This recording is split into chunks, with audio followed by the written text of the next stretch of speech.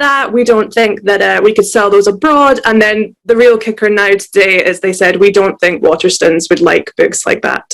There were no named autistic girls when I was growing up reading books, and I was a voracious reader. And a lot of the children that love my books and write to me are also voracious readers, and they say things like, "You wrote this book for me, I know you did," and that means the world. And I always feel those readers with me in rooms where perhaps people are a little bit cynical, and it just means the world. I wrote this book for 11-year-old me, really.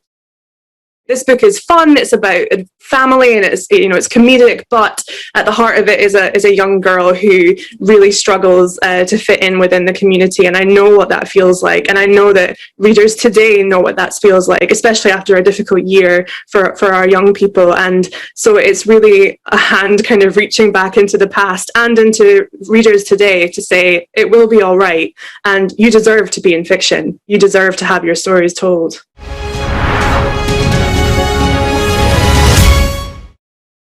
Welcome back. Let me tell you what's been going on the markets. Well, Wall Street capped a stellar week on Friday after some reassuring US jobs numbers were announced. It's closed, of course, today for the 4th of July bank holiday. But stocks in the Asia-Pacific region were mixed overnight. The Nikkei in Tokyo fell by 2/3% after an upsurge of COVID infections in Tokyo. Hong Kong also finished lower than modest gains in Shanghai and Mumbai. Sydney was more or less unchanged, as you can see there.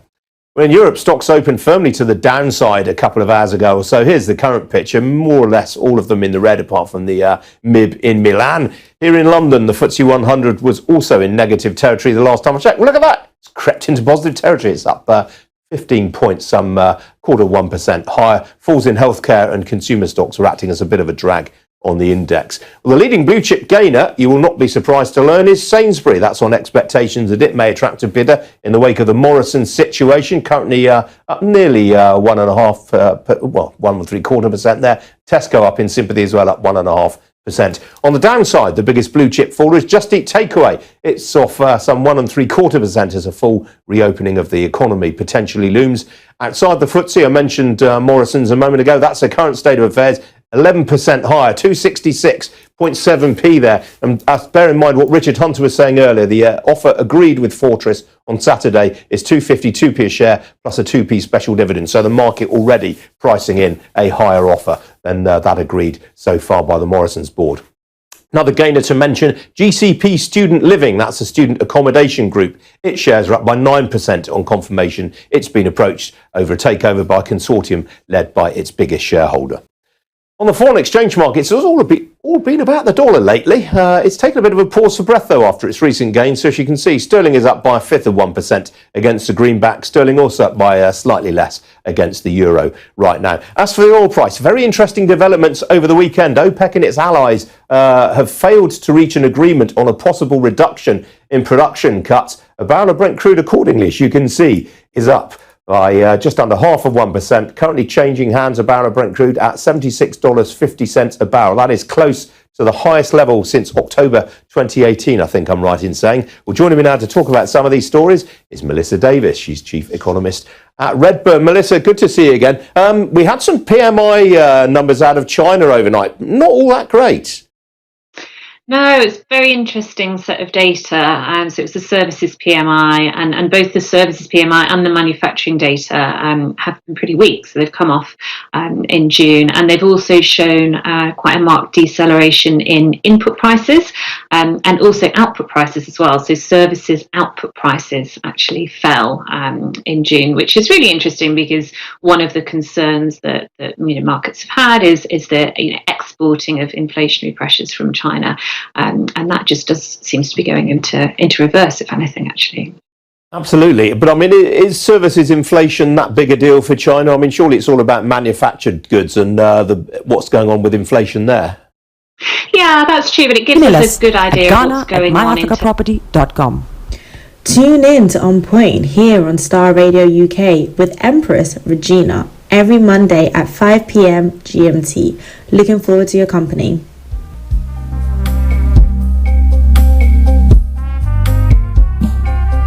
Are you looking for the fastest, reliable, and trustworthy door-to-door shipment company? Well, look no further. When was the last time your family received a shipment back in Ghana on time and Inter, you are not sure? Well, Lamb Shippers, we pride ourselves with being the fastest, reliable, and trustworthy shippers you can use. You are assured of a prompt pickup anywhere in the UK by our personnel. They also make sure your items are well packaged to get to its destination Inter. When it comes to door-to-door shipment, look no further.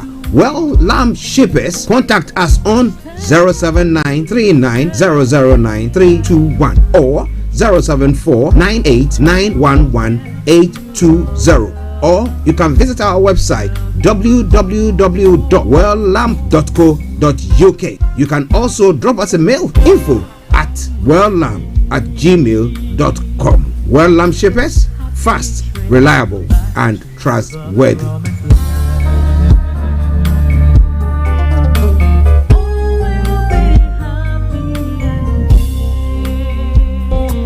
Hi everyone, it's your girl BB Clement, the author of How to Go From Employee to Entrepreneur and the host of your weekly business show, BB Means Business, the show where we discuss everything you ever wanted to know about business but you were afraid to ask. How do I start my business? How do I raise the finance? How do I grow my business? Where am I going to find my customers? Join me every Tuesday at 1:30 p.m. on Starr Radio UK to get all the information and tips that you need to become a successful entrepreneur and become financially free. Remember, don't let life dictate to you. Rather, put your signature on life. Check me out. He tells me my energy is making him tired. Yes! How do you get the energy to do I've been told that I have a lot of energy, but my goodness, I think today I have met my match, people. I have met my match, Miss Suzanne. Wow, amazing. One of the things that's the start of the darkness. The of darkness. So what did that Myself and the world in adjustment. And 2019. Forget the proverbial boardroom. Join me, Simone Frazier, on the CEO, the program that gives you the driving seat over your life. Every Tuesday, 8 p.m. only on Starr Radio. Hi guys, this is your friend Uruj from SendWave. SendWave is a money transfer app that is used by people all over the world to send money to their loved ones in Africa. With SendWave, you can send money to Ghana, Nigeria, Kenya, Uganda, and Tanzania. And the best part is, SendWave is absolutely commission free. Our exchange rates are excellent. You can see for yourself by checking them out on our website. So how do you use SendWave? SendWave is an app that you can download onto your phone from the App Store or Google Play Store. The app is free to download. After downloading it, just open the app and enter your name, email, and phone number. That's it, you're good to go. Make sure you use the promo code SR, S for Star, R for Radio. This promo code will give you £5 free credit to send to Africa on your first transaction. Your money will be delivered to your recipient within seconds. Feel free to call me on 0749 7377 647 at any time. I'll be happy to tell you all about SendWave and help you in any way I can. Remember to use the promo code SR for £5 free credit. Medasse. Hello, lovely listeners. Tune in to the renewed show with Charlotte. Make it a date to listen to me this and every Thursday at 5 p.m. on Starr Radio UK. Tune in to an hour of power, an hour of encouragement, an hour to inspire you to stay positive and strong in this season. See you there and listen. Getting onto the property ladder has never been easy until now. Join us this and every Thursday from 7 p.m. to 8:30 p.m. live on the Property Hour Show on Starr Radio UK, where we talk to mortgage brokers, property developers, estate agents, landlord, tenant, property consultants on how to invest or get into the property business and make money. You can't afford to miss this. The Property Hour Show is your best source into the property industry. Hi there. Are you dreaming of owning your own house in Ghana? Then you will need a well-documented piece of land that is free from troubles. I highly recommend My Africa Property for any size of land that you will need. With My Africa Property, lands are available in Prampram, Sopoli, Tohenia, Ogome, Dodova, Winneba, and many other locations at affordable prices. These locations are about an hour away from the airport, only 35 minutes from the motorway, 10 minutes drive from Central University College, 10 minutes drive to the beach, and close to Prampram Senior High School and Ghana Men's Soccer Center of Excellence. For more details, visit our website www.myafricaproperty.com or call our UK office on 0208 123 2523. For our US and Canada offices, call us on +1 585 184 994145. You can also email us at ghana@myafricaproperty.com. Tune in to On Point here on Star Radio UK with Empress Regina every Monday at 5 p.m. GMT. Looking forward to your company.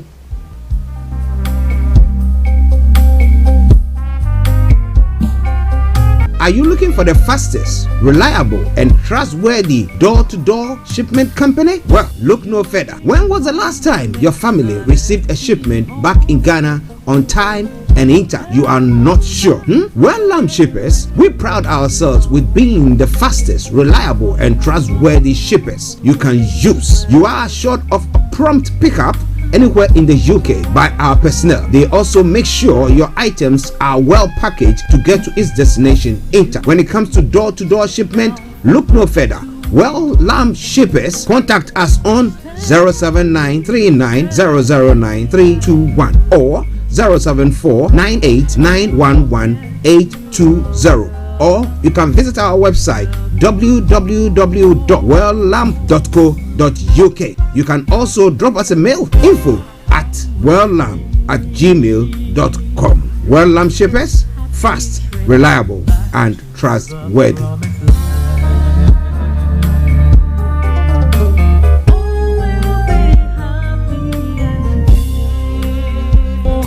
Hi everyone, it's your girl BB Clement, the author of How to Go From Employee to Entrepreneur and the host of your weekly business show, BB Means Business, the show where we discuss everything you ever wanted to know about business but you were afraid to ask. How do I start my business? How do I raise the finance? How do I grow my business? Where am I going to find my customers? Join me every Tuesday at 1:30 p.m. on Star Radio UK to get all the information and tips that you need to become a successful entrepreneur and become financially free. Remember, don't let life dictate to you. Rather, put your signature on life. Check me out. He tells me my energy is making him tired. Yes! How do you get the energy to do I've been told that I have a lot of energy, but my goodness, I think today I have met my match, people. I have met my match, Miss Suzanne. Wow, amazing. One of the things that's the start of the darkness. The whole of darkness. So what did that Myself and the world in adjustment. And 2019. Forget the proverbial boardroom. Join me, Simone Frazier, on the CEO, the program that gives you the driving seat over your life. Every Tuesday, 8 p.m. only on Star Radio. Body, it's your man. Bekutu, show them you got the cocoa set. Ladies and gentlemen, it's your boy Harry Song, aka Mr. Songs. This is the Kingmaker Baba for the girls. We're here. This is Star Radio. Don't go nowhere. UK, London. We they call them London for home. For here, we they call them London. And I sabi you know, just have fun and stay blessed. This is Star Radio UK. Broadcasting worldwide, online 24/7. All around the world. In your car, at work, at home, on your smartphone. This is Star Radio UK. Are you ready to turn it up? 10, 9, 8, 7, 6, 5, 4, 3, 2, 1. Is aching. Smile even though it's breaking. When there are clouds in the sky, you get by. If you smile through your fear and sorrow, smile and maybe tomorrow you find that life is still worthwhile if you just smile. Hey, this is Archie and you are listening to Starr.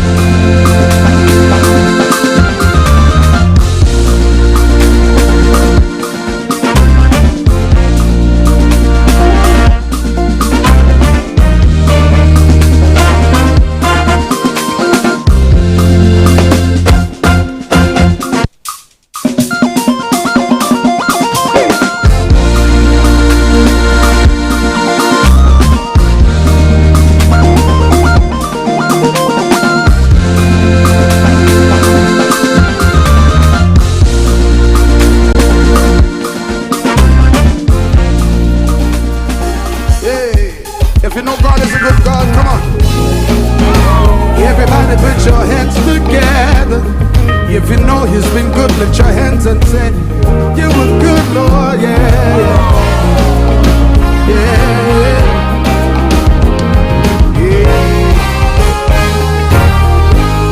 Everybody say, Lord, I'm here to. Yes, Lord, I'm here to sing and say thank you for another opportunity to be alive.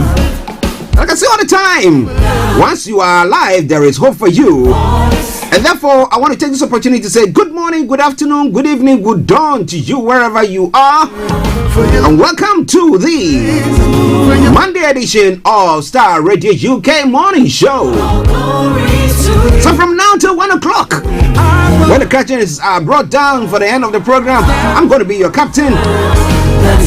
So, get yourself a hot or cold drink, whichever is appropriate. Get yourself seated or standing in a very comfortable position. Well, some of the news items that will be bringing you could make life or the journey quite bumpy. But I promise you one thing, that I'm going to make sure I take you to the promised land. Which promised land is that? Getting you all the information that's making the headlines from archaeology to zoology, from Accra to Zanzibar. So once again, let me say good morning, good afternoon, good evening, good dawn to you wherever you might be on planet Earth. Those of you on other planets as well, we salute you all. Say, Lord. Let me take the opportunity to say good morning to my colleagues, Mr. Frank Davis, Mr. Olaimi Koiki, Kojo D, and HRH Linda Palian. That's the team for this morning. And to you watching me wherever you are from or listening to us, welcome to the show. But a special morning goes to Felix all the way in Aberdeen, Kofi Ali Abdul Yakin, Mr. Malik Dramani Mahama, Dr. Morton, Mr. David Kluche. How are you doing, sir, and the family? Say morning to Kwame, my brother Kwame. Charlie, long time no here. I hope you are doing good. And all the way in South Africa, Mr. Ebenezer Hammond as well. Good morning to you. Are you back in office now, or are you still working away from home? Chantel, morning. Well, there's a lot of news making the rounds, and therefore I will have to cut the salutations. But as Frank will say, all the Sandras and all the Marys and whatever you are, Akosias and everybody, we salute you. Welcome to the show. Well, if it's the first time of tuning in to listen to us on a Monday edition of the morning show, this is how it goes. I'm going to bring you the quote for the day, the weather forecast will follow suit, then the travel updates. We move on from there, have a look at some of the stories making the rounds, global trot in that. And then at 11 o'clock, we have Mr. Olaimi Koiki, who's going to be joining in from Nigeria, bringing you updates from Nigeria. Well, the 14-year-old girl who was killed, and the police are saying that, well, he's a 24-year-old. We'll be looking into all those stories. And there's a lot that is going on. There have been some kidnapping that has gone on. That report has come in this morning. Some gunmen attack Kaduna, LGA, and some other places. Well, you let me rest my case because I'm going to come down on that one during the updates from Nigeria. But then we'll move on to Ghana as well. Now, what do you think about if you're a president, not a president of the United States of America, but a president of Ghana, and you say, okay, you know what? Though our wives or the first and second ladies have their own businesses that they do, however, we think that, yeah, we have to be paying them. For what? For just being a wife. Okay, then I think I'll have to be a president. For that reason, so my wife can get some money into her pocket. She can do her business, whatever thing that she's doing. But what about you? What do you think about all that? It is Starr Radio UK. It is your favorite African and Caribbean radio station in London.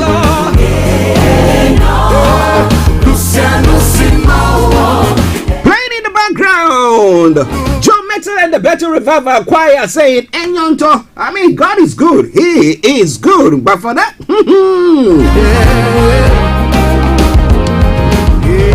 okay, let's go to the quote for the day. It says, the depth and strength of a foundation of any building will determine the height and stability of that building. I think this one is in reference to a lot of stories this morning. The depth and strength of the foundation of any building will determine the height and stability of the building. And therefore, if it happens that, well, the foundation is not deep enough, then, you know, we like building very high, because people are saying, yeah, you're doing very well, and then you go on and go on. But I tell you, just a matter of time, you find everything just falling down like London bridges. Not now, though, in the past. It is Starr Radio UK.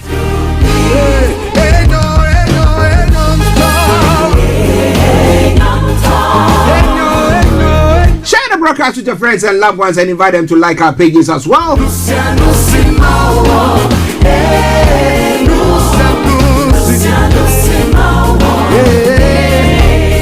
Okay, now let's look at the weather front. Now, over the weekend, there was a mixture of rain and you're not very sure exactly what was going to happen there. However, this morning seemed to be sunny, and therefore I'm going to tell you what is going to happen to you if you are outside there. Well, this afternoon will be dry with plenty of sunshine. A few patches of cloud may move in at times, and it's going to be moderate winds expected. Now this evening and overnight, it will turn cloudier from the south, bringing showers or longer spells of rain, turning breezy. It is Starr Radio UK, your favorite African and Caribbean radio station in London. The temperature is going to be 21 degrees, the low is going to be 14 degrees. Pollen level is going to be high, UV level is going to be moderate, and pollution is going to be low. Sunset 21:19 and sunrise for tomorrow morning 04:50 hours. That brings us to the end of the weather forecast for you. It is still Starr Radio UK, your favorite African and Caribbean radio station in London. 10:47 the time. We're crossing over straight to bring you the travel update. So stay tuned. Don't you go away. Don't you worry. I'm going to make sure I bring you the full length of that song. It is Starr Radio UK, your favorite African and Caribbean radio station in London. Tune in to On Point here on Starr Radio UK with Empress Regina every Monday at 5 p.m. GMT. Looking forward to your company. Check it out.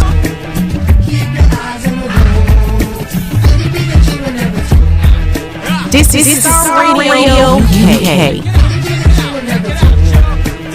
Okay, so keep your eyes on the roads, I'll keep you navigated. I promise I'll on the Starr Radio UK travel update that comes to where every weekday from 10:40, but coming at a later time today of what? 10:47. How is your travel this morning?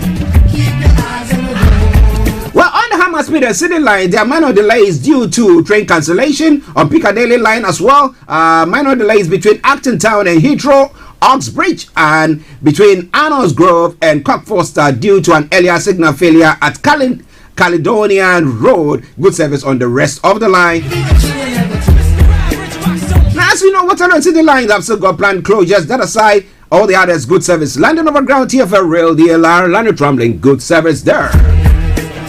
But keep your eyes on the roads, Now let's move on to the riverbank this morning. Apart from the Woolwich Ferry that's got special service due to industrial action, all the others, good service.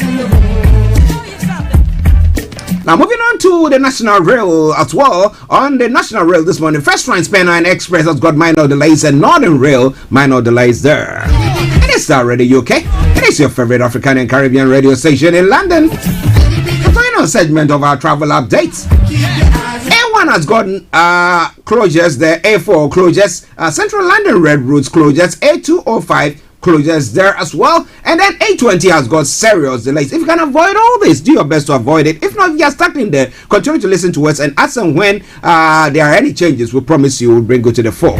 But on that note, let me say good morning, good afternoon, good evening, good dawn to you, wherever you might be on planet Earth. Enjoy your commute for today, but you know what? Continue to keep those eyes on the roads.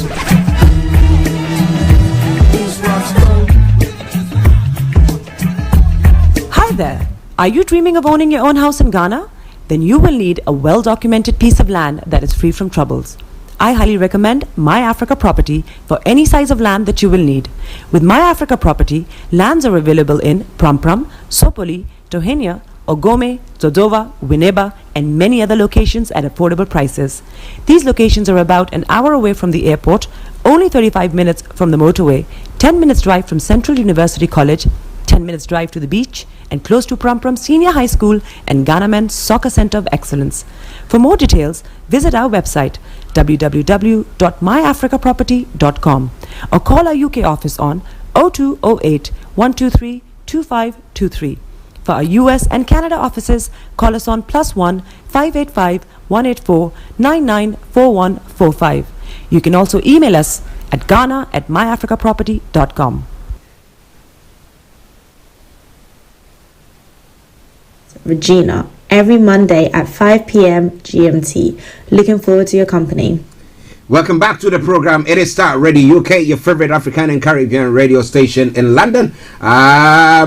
It is the Monday edition of the morning show. It's now time for Global Trotting. Yes, let's have a look at some of the stories making the rounds. Of course, as I've said, we should be having Mr. Olaimi Koiki joining us exactly at 11 o'clock to bring you the updates from Nigeria. I can tell you, I can see up to more than 20 stories that we'll be asking him questions for him to comment on. So stay tuned, don't you go away. It is Starr Radio UK. Now, first and foremost, in the UK front, the Prime Minister to set out final lockdown easing for England. Now, Boris Johnson says he wants to restore freedoms as he unveils plans on social distancing and masks. But the question is, would you put on your masks if the Prime Minister said that now each one for himself, God for us, or we've vaccinated enough people, now just get on with it? What will you do? Will you put on your mask? We'll be having a detailed look at those stories there. It is Starr Radio UK. Now, Kate has been forced to isolate due to COVID contact. Now, Kensington Palace says the Duchess of Cambridge is not experiencing any coronavirus symptoms. I remember the Ugandan musician Bobby Wine, symptoms. I remember that one as well. Okay. Now, Starr Radio UK, your favorite African and Caribbean radio station in London.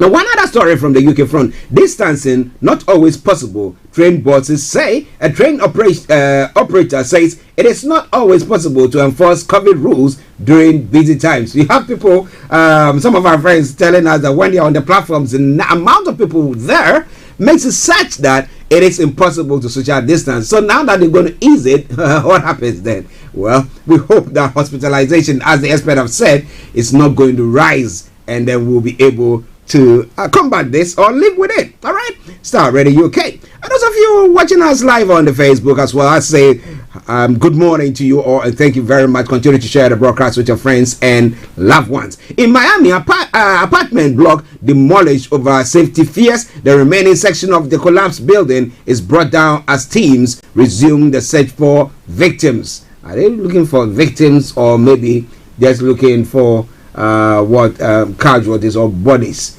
We'll see what happened there. And U.S. troops must leave by deadline. Afghan Taliban has won. The group stance comes amid reports U.S. forces will stay to protect embassies and an airport, but they've warned that they should leave by the deadline date that have been set. Indonesia faces oxygen crisis amid COVID surge. The government has asked producers to prioritize medical oxygen as hospitals struggle to cope. All right then, Starr Radio UK. Now, Philippine military plane crashed, killing 50 people. The aircraft was carrying 96 people, mostly troops, when it overshot runway on Sunday. There are some more stories making the rounds there. Starr Radio UK, your favorite African and Caribbean radio station in London. Now, Israel cities a resident fear for the future. Both Jewish and Arab Israelis feel unprotected after intercommunal violence in Lord. What happened there? Well, we'll be looking more into those stories. Starr Radio UK. Now, Cuba braces for tropical storm Elsa. What is going to happen? We know it's something that they face all the time, but how prepared are they? And then, deadly Cyprus wildfire brought under control. We'll be having our lady, HRH Linda Pallian from Cyprus, who will be joining us. Who has a few questions there on that. The deadly Cyprus wildfire that has been brought under control. 4 missing people confirmed dead as a huge blaze forces the evacuation of several villages. Okay, Starr Radio UK, your favorite African and Caribbean radio station in London. Now, Sydney Airport gets 16.7 billion takeover offer. The firm's shares soared as the move is seen as confidence in air travel recovering from the pandemic. Can we say the same about local airports? Well, It is Starr Radio UK. Now, Chinese students here speaking out in Australia. Human Rights Watch says China pressure is undermining academic freedom at Australian universities. The fact that you leave China to go study abroad doesn't mean that when you go there, you go and malign them or slam them. No. You have to be patriotic wherever you are. It is Starr Radio UK. It is your favorite African and Caribbean radio station in London. Okay, now moving on to the African continent. So on the African continent, Ugandans face jail terms for violating COVID rules. People flouting restrictions such as not wearing masks may be jailed for up to 2 months. There are some of stories making the rounds there. And nurses and infants taken from Nigeria hospital. 3 children under 3 and a teenager are reportedly seized from a leprosy center in Zaria. Who did that? We'll try to bring you more on that front. Zuma supporters gather to prevent his arrest. Now, South Africa's ex-president challenges his conviction for failing to appear at a corruption probe. Well, they'll tell you that it's a law that is working. What about that? It is Starr Radio UK. It is your favorite African and Caribbean radio station in London. Now, moving on to some of the stories making the rounds in Nigeria. Top Yoruba monarch writes Buhari on Igboho presidency. We'll be looking into those stories, but some of the stories that Mr. Olaimi Koiki has posted, my apologies, Abiola has posted that Mr. Olaimi Koiki will be questioned on. It says group assembles Yoruba lawyers for Igboho's aides. And then Lagos protesters there as well. 7 killed as gunmen attack for Kaduna LGH. Now, Southern's governors meet in Lagos today on Kano and Igboho. I hope that they will see sense themselves and then they will maybe push the presidency to act. Okay, news clamping down on Nnamdi Kanu, Sunday Igboho won't stop agitation. Monarch Eselu tells Buhari, and that's what I touched on earlier on. We'll be looking into that. Makama said the government will not allow secessionists to succeed. Really? Okay.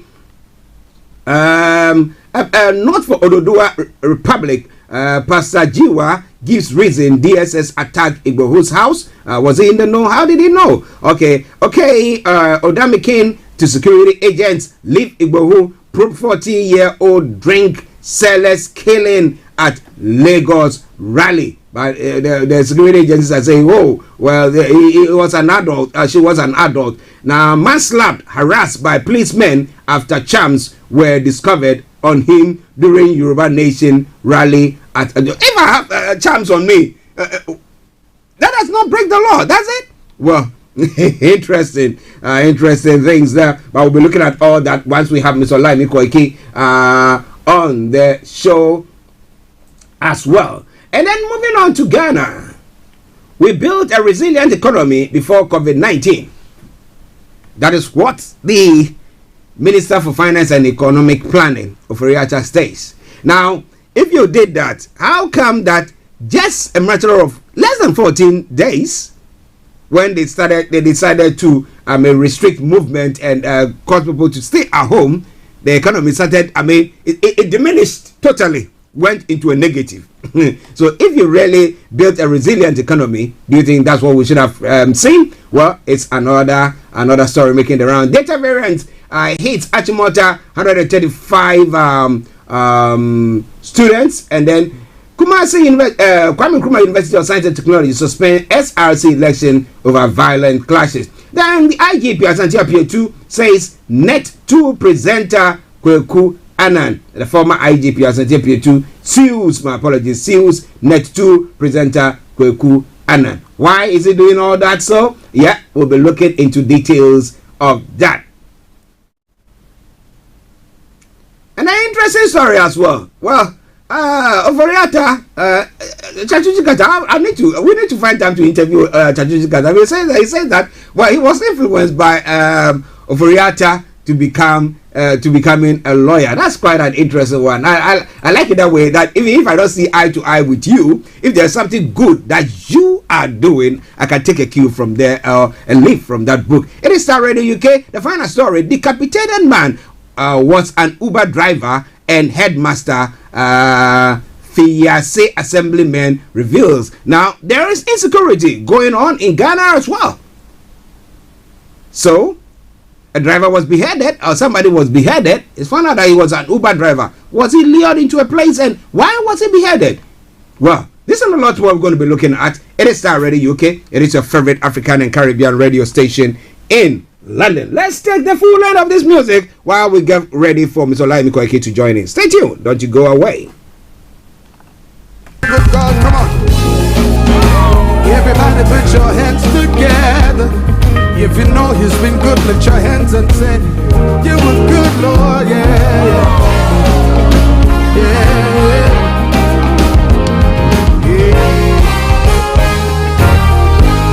yeah. Everybody say, Lord, I'm here to sing my praises for all you have done. And I will lift my voice to give you thanks and say you are God. Yeah. For your love and your grace, for your faithfulness each day. All honor, all glory to you. Yeah. I will lift up my voice, I will stand tall and say that He has been so good to me. Yeah.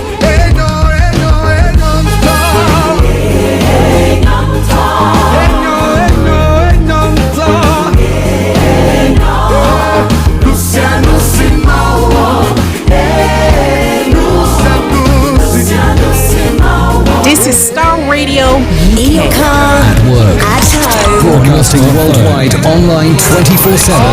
and the world. This is Starr Radio UK. You are listening to Starr Radio Morning Show.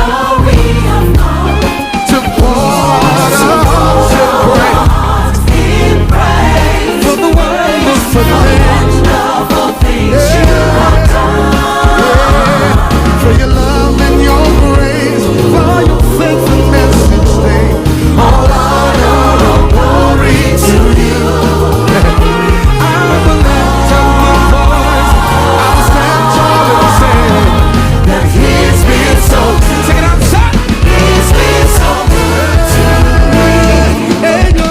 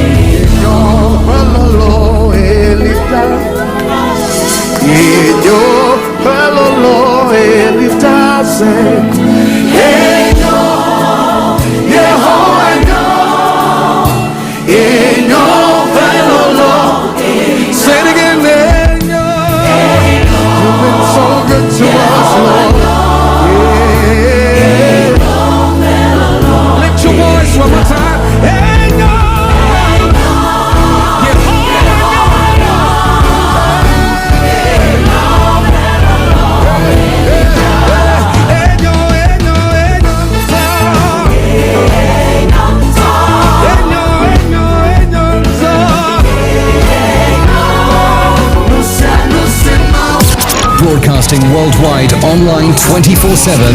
The best radio show. Starr Radio. Radio for the people, by the people.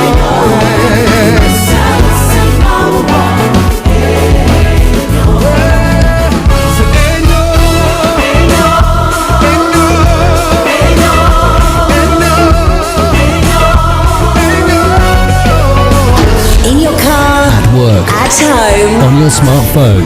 This is Starr Radio UK.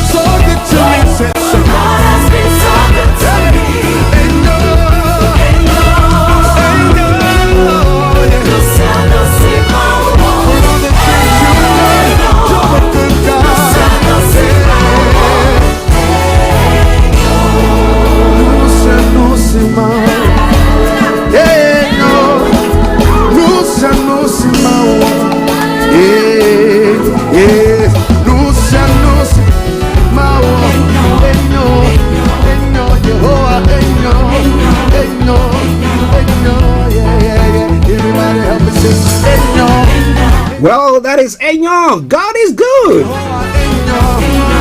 No matter the circumstances that you might face or you are going through, I wanted to understand one thing, that some way, somehow, God always comes through for you. So if you are going through any challenge, so keep on keeping on. Okay, it is Starr Radio UK. Whilst we wait for Mr. Laimi Kweke to join us with updates from Nigeria, that's some of the stories that is making the run. But this morning, let me read a piece that Chief Sunday Igboho has written. He said, "My persecution by the Buhari regime setting the record straight." Okay, we all have information about the attack of his residence last Thursday.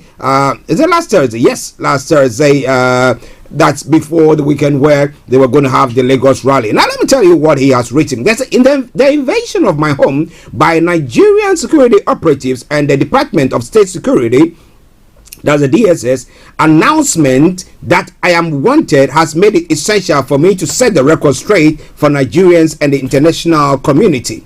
Nigerian security operatives invaded my residence in the early hours of Wednesday, the 1st of July 2021. The invasion was done without a search warrant. I was not invited for questioning, investigation at any government facility before the invasion.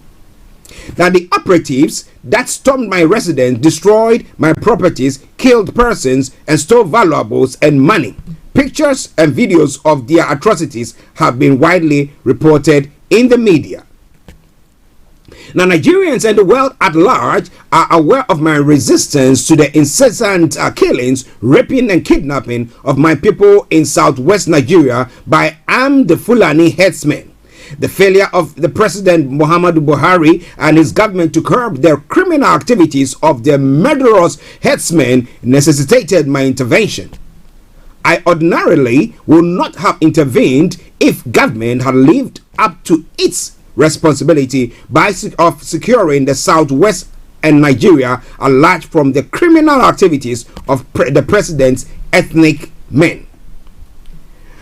Of public knowledge, my interventions has not led to any loss of life or bloodshed. My means of curbing criminality is to chase the criminal Fulani herdsmen out of their hideouts in the company of the people of the affected communities. It is because of this foreseen government persecution that videos of such interventions were transmitted live on social media. Nigerians, the security operatives, and the presidency are aware that I have never moved against the peaceful Fulanis and other tribes living peacefully in the southwest. My unjust persecution for defending my people and community is therefore surprising and unwarranted. After several unsuccessful attempts to link me to any crime, the Buhari regime desperately opted to forcefully silence me so that the criminal headsman who enjoys government sympathy, protection, and immunity can easily outrun the southwest. He goes on, the presidency's Syria antics and desperation to acquire people's ancestral lands across Nigeria for foreign Fulani herdsmen because they share ethnicity and occupation with the president is well known to Nigerians. and the international community, I am being seen as a threat to the Fulanization agenda in the Southwest. Hence, the desperation to soil my name.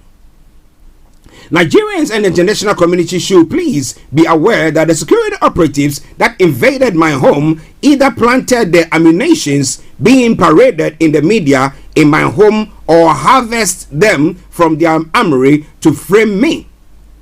The arms paraded are not mine, they are government magic. I protect myself and traditional power with traditional powers, not with guns. Okay, that's interesting. Now, federal government framed me up, and the sequence of events brings the truth bare. Why would the security agents invade my home at night and destroy my surveillance cameras before carrying out their operations?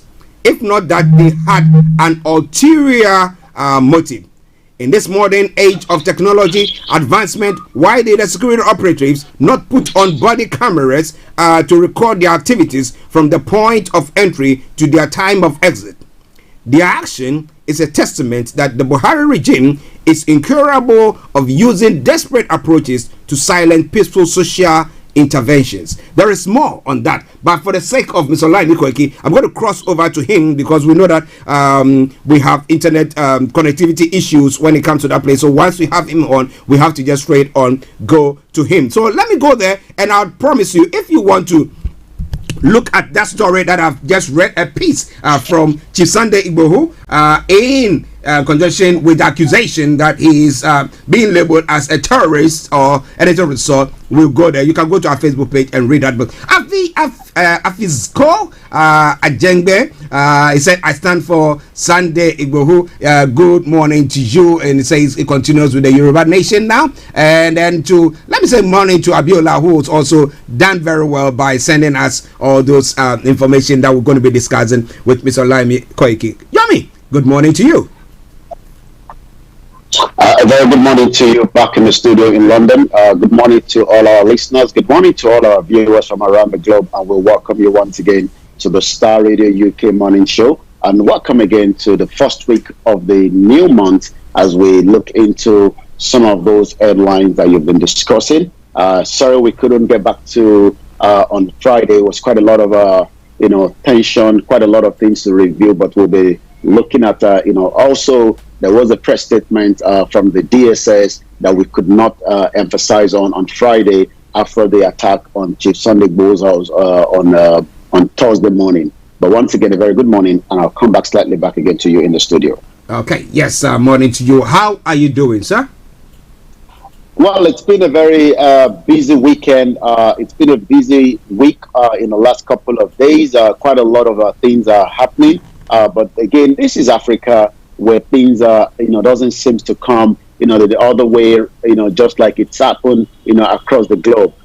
Even if anyone has committed an offense, there will be a proper procedure, there will be a proper way before you can take actions. And some of those actions have also part of why so many Nigerians from different spectrum, people believe that the government was right. I've read a lot of articles. People agree that the secessionists, as it's called to them, do not have the right to to divide the country. But again, quite a lot has happened over the weekend, and we'll be reviewing that as part of the update this morning. As we continue with the headline as well. But once again, we are doing very well, and we continue to bring the best news on Star Radio UK, your finest African and Caribbean radio station in London. Okay, Adiodun Adetona, let me say good morning to you as well, and thank you very much for joining us. Continue to share the broadcast with your friends and loved ones. All of you numerous people who are on the Facebook page, Facebook watching, and those of you on YouTube and all the other social media platforms, I salute you greatly, because without you, we'll not be here to do what we do. Because you support us, that is why we are here. Okay, now first of all, let's start with this statement that Chief Sunday Igboho has put across in reaction to the accusation by the DSS and the government. What is that about? What? How do you see that piece? Well, the question we need to ask is, do the DSS have the right to invade the house? Was there any kind of a search warrant, to the invasion of that house, or was it just another case of unknown, government official that could have been, successful from their end, and then it could have been turned into the similar situation that we've seen in the past. We talked about, previous, IMAC of a government, not precisely this particular government, but if I go back to history, let's take it back a little bit. For those that might not remember, Umaru Diko, kidnapped, was botched in the UK, and the government, as at the time, was a dictator, just as he is now, a democratic, government. Buhari was, the dictator then in 1983 when he requested the kidnap of Umaru Diko, from United Kingdom, and that failed. We've seen that, similar pattern, in terms of, the kidnap of Mazi Nnamdi Kanu back to Nigeria. That process is still being fight by his lawyers, because Mazi Nnamdi Kanu holds a British passport, and that means there must have been a procedure from the statement after engagement of the lawyer to Mazi Nnamdi Kanu. We now realize that Nnamdi Kanu has been somewhere in Kenya for like 8 days until the federal government had access to him. Now coming back to Chief Sunday Igboho, his persecution, his own fact, and what happened. What happened is at about 1:30 a.m. Yes, the DSS also confirmed that in their own statement, came around, but not with the search warrant, but what we call the general the GMG machine gun that kept on firing straight into the walls of the building from outside, and likewise, some of the atrocity that eventually led to 2 people dying in that presence of the, of the resident. So he also needs to come out and defend, what the DSS have said within their own statement that came out at a very late night on Thursday. In what they say, there was information from the DSS that Chief Sunday Igboho was stockpiling arms and ammunition in the house. They were able to present 7 AK-47 and 3 pump rifle passport. They were able to provide also some of its traditional they were also able to present to us the traditional outfit. Let's first remind ourselves what could have been a kind of situation that led to that. Chief Sunday Igboho has vehemently come out so many times, talking about the Fulani herdsmen that have decided to make life unbearable for his people within the Yoruba land, especially in the southwest of the country. But what we saw is a man that have a kind of what you would call love for his people, but the government might disagree with that. Even if the government believe that they have intelligence, to what they say, that intelligence, the raid shouldn't have come up at the early hours of the morning. They would have come probably during the daytime, and then still do the search warrant, and then picked up anything that they believe was inside the house. But that never took place. But what we believe actually happened was it was an assassination attempt on the lives of Chief Sunday Igboho. It is not the first time that we've seen, Nigerians being killed. Let's take us back, again, to record where the Chief Justice of Nigeria was murdered, cold-blooded in his house in Ibadan.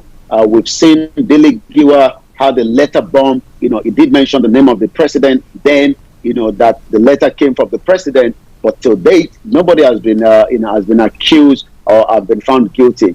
But he came out with that statement, just to, clear the air on part of what the DSS said as well. But let me come back again to you in the studio, and I will review more other updates and continue on this particular headline that we are trading on, because as I speak right now, there is about 12 innocent, Nigerians or Yoruba, if they want to call themselves, still in the hands of the DSS, and then so many other things have been happening, in the last 72 hours after that, attempt to the life of Chief Sunday Igboho.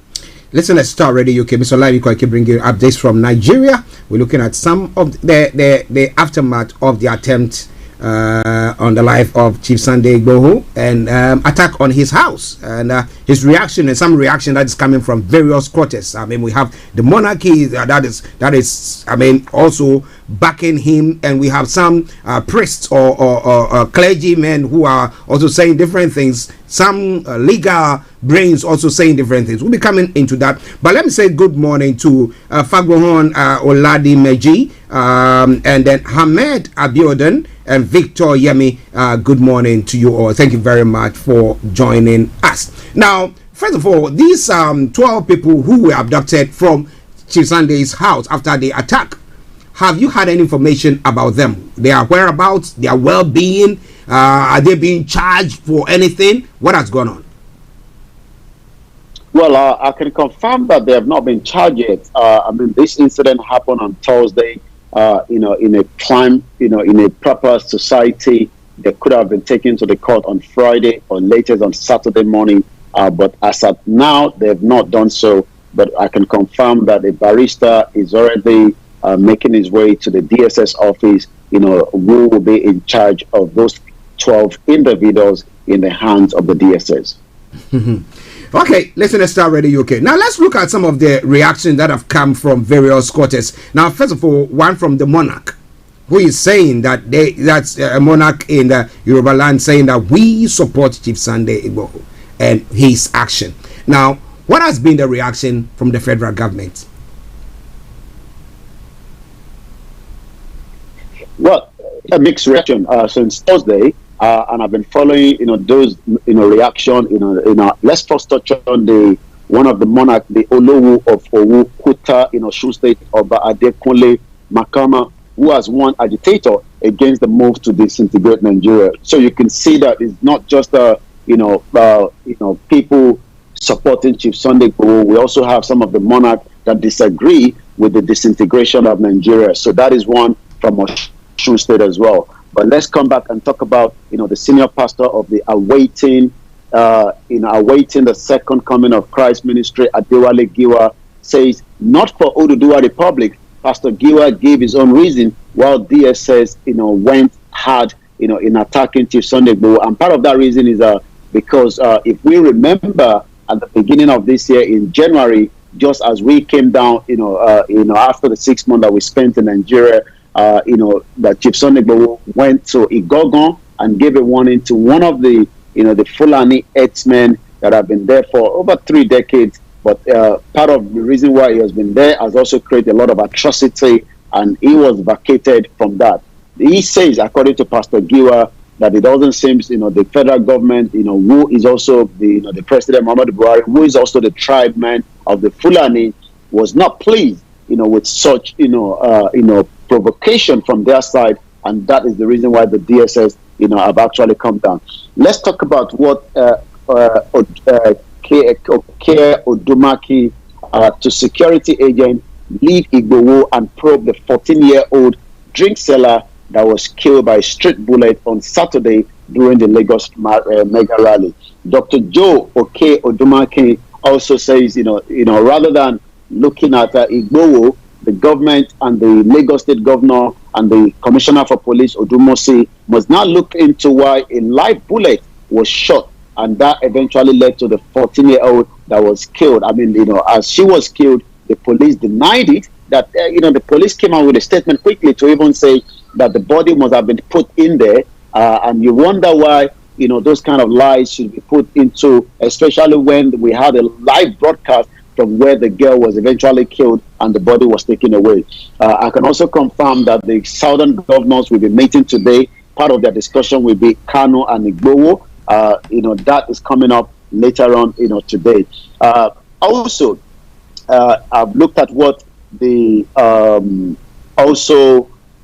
Sunday Igboho versus DSS, NAS asked to create a forensic body to probe firearms. So a lot of mixed reaction since Thursday, and those mixed reactions continue as well. But for now, let's come back again to you in the studio. This is still Star Radio UK, your finest African and Caribbean radio station in London. Yes, listeners, thank you very much for being with us. Those of you on the Facebook, a few comments here. Let me just read them quickly. The Bamidele Ajoke Omoladon says free our agitators, and Olajire Joseph also, thank you very much for joining us. Victor Yemi say good morning to you all, bro, and Koyiki, and God bless Chief Sunday Igboho. Okay, well, and then we have Bamidele saying free our agitators. But Israel Shodimu has said something. He said DSS invited NC front leader Gali Umar Naba in August 16, 2020. The Department of State Services, invited co-chair of National Consultative Front,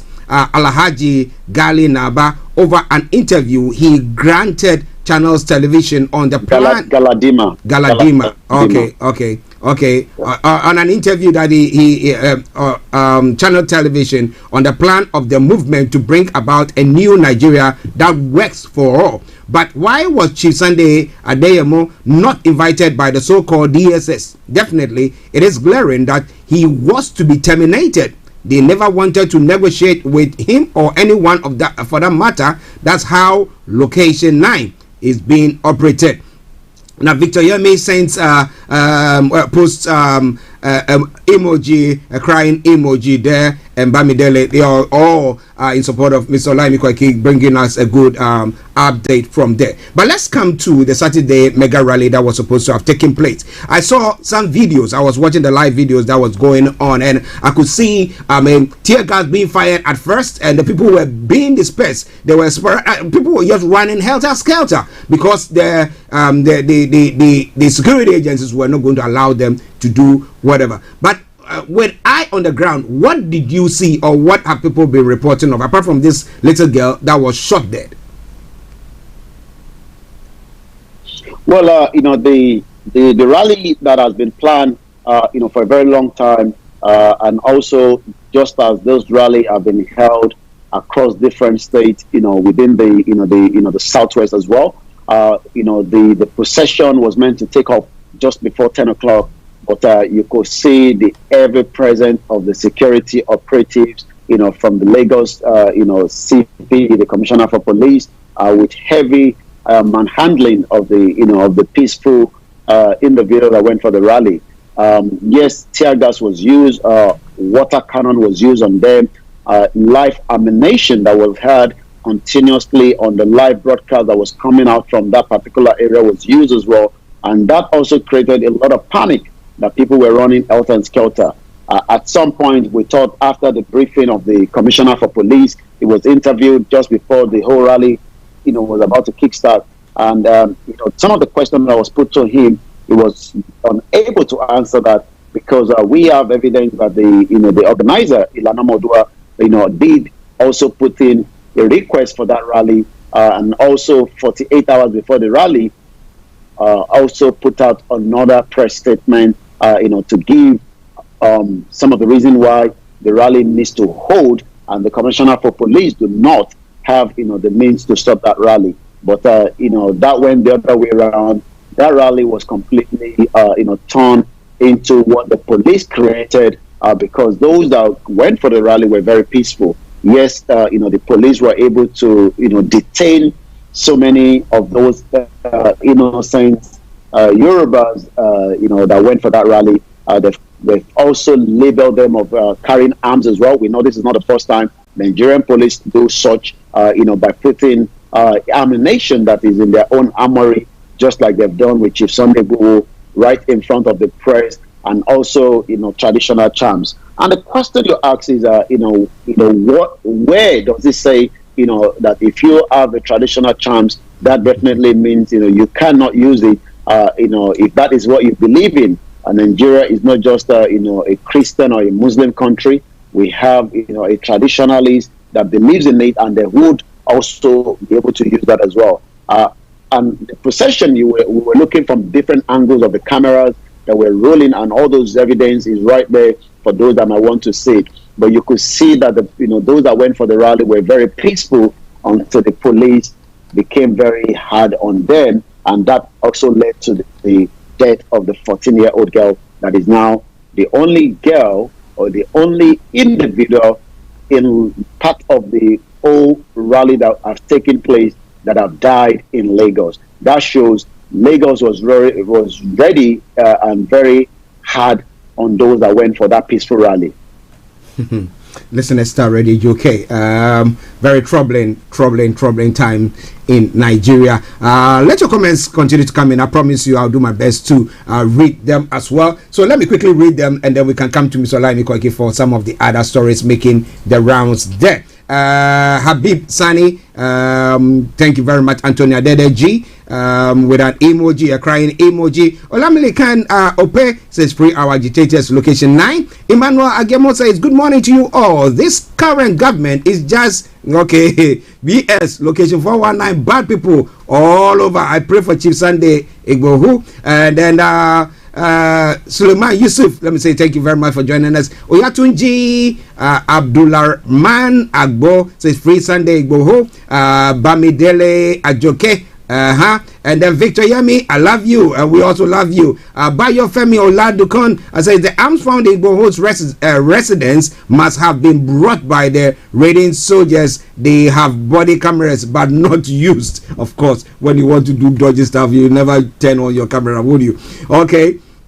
Olamilikan Ope says Sunday Igboho Osha is not a criminal. Stop going on about that. And Olamilikan, yes, Temi Tope as at agitation during the APC regime is a sin. Agitators must be freed. And then Banky B says Sunday Igboho. I love Sunday Igboho. Okay, so let your comments continue to come through. But let's go. Let me ask Yomi one other question. Now, is there any law in Nigeria in your constitution that criminalizes the use of traditional charm?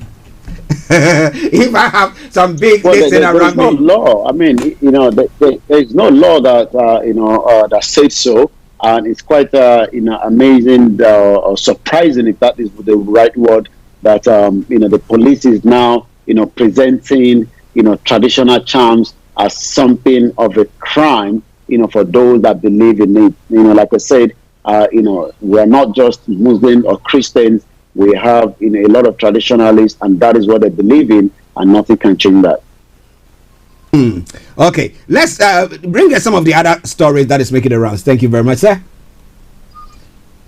Once again, group assembled Yoruba lawyers for Igboho's aid and Lagos protester. The Ilana Modua has said it is assembling senior Yoruba lawyers to ensure the release of the aid of Chief Sunday Adeyemo, aka Sunday Igboho, arrested during the raid by the Department of Service on the activist house as well. Also, not a very good news coming again out of the Kaduna state, where 7 has been killed as gunmen attacked 4 Kaduna local government, this morning. Also, I was looking at the news coming out from Kaduna yesterday. Not just, we thought it was just, people that were picked up from the secondary school or university, but yesterday, right inside Kaduna, bandits were able to kidnap, children in an hospital and some of the nurses as well. I can also confirm that this morning there's been another kidnap of innocent people from the school right in Kaduna as well. So Kaduna doesn't seem to be getting a very good news, this morning. And I've been able to pick up some of the headline, as of yesterday and this morning. And this is what I have: 8 adopted as gunmen attack hospital police station in Kaduna. Also, there were 3 people that got injured in southern Kaduna with the fresh attack. That was today. Likewise, a Kaduna explosion was caused by a device hidden inside a yogurt bottle. We may not be able to quickly get out this mess because those who are supposed to know better and advise the federal government in a better way are turning logic upside down, and it is regrettable. That is the governor of Kaduna, El Rufai. 1 dead, 2 injured in the Kaduna explosion as well.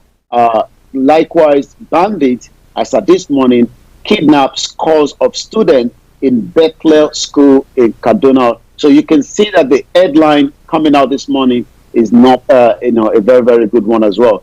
Likewise, I was looking at one other headline yesterday: 23 empty shells, 3 live GMG ammunition, others recovered from the Kaduna kidnap scene. I could confirm also that the GMG, which is a general purpose machine gun, was what was exactly used from the shell that we picked up in the residence of Chief Sunday Igboho. So those that came never came with a small light weapon. They came with a heavy machine gun, and that was why the collateral damage that we saw in the building, was as much as that.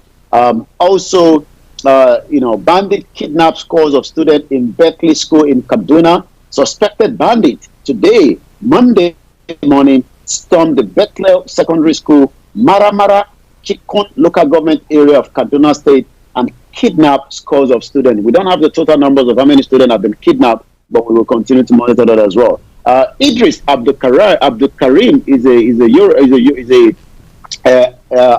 musician, and he has also put out saying Obasanjo part of Nigeria's problem. I'm sure a lot of Nigerians will be looking into that as well. So I'm going to take one more, slightly come back again to you in the studio. Once again, this is Starr Radio UK, your finest African and Caribbean radio station in London. And the time now is exactly 11:36. Remember to follow us on all our social media handles. And remember also, if you're following us, make sure you click on the notification. Open grazing ban. Sanwo-Olu receives 16 southern governors in Lagos State. If you remember, they had a similar, meeting, some few months back, when some of those southern governors, refused, the open grazing. There is going to be another meeting in Lagos. Lagos State Governor Babajide Sanwo-Olu has started receiving 16 of his colleagues from the southern Nigeria. The governor arrived at Alausa Ikeja, the venue of their meeting on the state of the nation. The meeting is holding 8 weeks after the governors met in Asaba, the Delta State capital, on the May 11, 2021 this year. At the meeting, the governors will further assess decisions taken in Asaba on the open grazing ban, restructuring, fiscal federalism, and the call for the state police. Some of the early bets at the meeting include the governor of Ondo State, Nelson Wike of Rivers State, Bigboyega of Osun State, and Enugu, Godwin Obaseki Edo, and represented by Deputy Philip Shuaibu. So we'll be following what will be the outcome of this meeting as well. I'm going to take one more from the headline and then come back again to you in the studio. I am done with politics, not forming any party. That is Obasanjo. There is a lot of rumors out there also that Nigeria wants to become a one political party, and it seems Obasanjo has also been in the headline again today. I am done with politics, not forming any political party. According to the ex-president, Olusegun Obasanjo says he is done with politics. He has no intention to form any new political party, as reported by some media platform. This was contained in a statement just released today, Monday, titled Obasanjo not forming political party. It was signed by the ex-president, Special Assistant on Media Affairs, Kende Akinyemi. Akinyemi said his principal, who is currently in Kabul, Afghanistan, as a guest of the president, Ashraf Ghani, has declared that the report was false, maintaining that there was no plan to float a new political party now or in the near future. I'll come back now to you in the studio, 11:38. Yes, listeners, Mr. Olaimi Koiki are bringing us updates from Nigeria. Your comments are coming through, and let me say thank you very, very much. Let me read a couple of them quickly, and then I'll go back to Yomi. Now, Israel Shadimu says there's never a law that criminalizes traditional charms. In fact, it's not recognized in the court or by the laws. It is one's own belief. There is freedom of religion and belief. So if I decide that I want to carry the Bible and put the Bible in front of my, that's not your business. Okay. Now, John, that's an addition from me. It's not from Israel. Now, John Wu Law says, imagine illiterate leading. Okay. Leading Nigeria government. Okay. And then John Wu Law, so primary school certificate holder. Oh my goodness. Okay. Joe, Ju1, let me leave it there. No, let me say God bless you, my brother. Bamidele Ajoke says well done. And then Olamojoke Olajumoke, my apologies, Siofumi. He said the injustice in Nigeria is too much. When has it become a crime to walk around with traditional charms? If truly it works, the same we carry our rosary, test bill, Bibles, etc., Quran and everything there, which I agree with you 100%. Now then, Daniel Adelu Vivian, Daniel says DSS intended to intimidate agitators so that the Lagos July 3rd rally will not hold, which was the reason of invading Sunday Igboho's house on the 1st of July. The agitators are brave to attend the rally. Yes, and I say kudos to them. There were rumors that Chief Sunday had been arrested, but information coming through that it was a fake news because they were trying to use that to actually crumble the little ego that's left in these demonstrators. Let me put it that way. Olawafemi Idowu says, God bless you all. And Ayetunji says, Buhari's regime has honestly brought back of Abacha's style of governance and hungry people. And then Amayo Ajerogahini says Southern governors are educated illiterates, while the Northern governors are illiterate.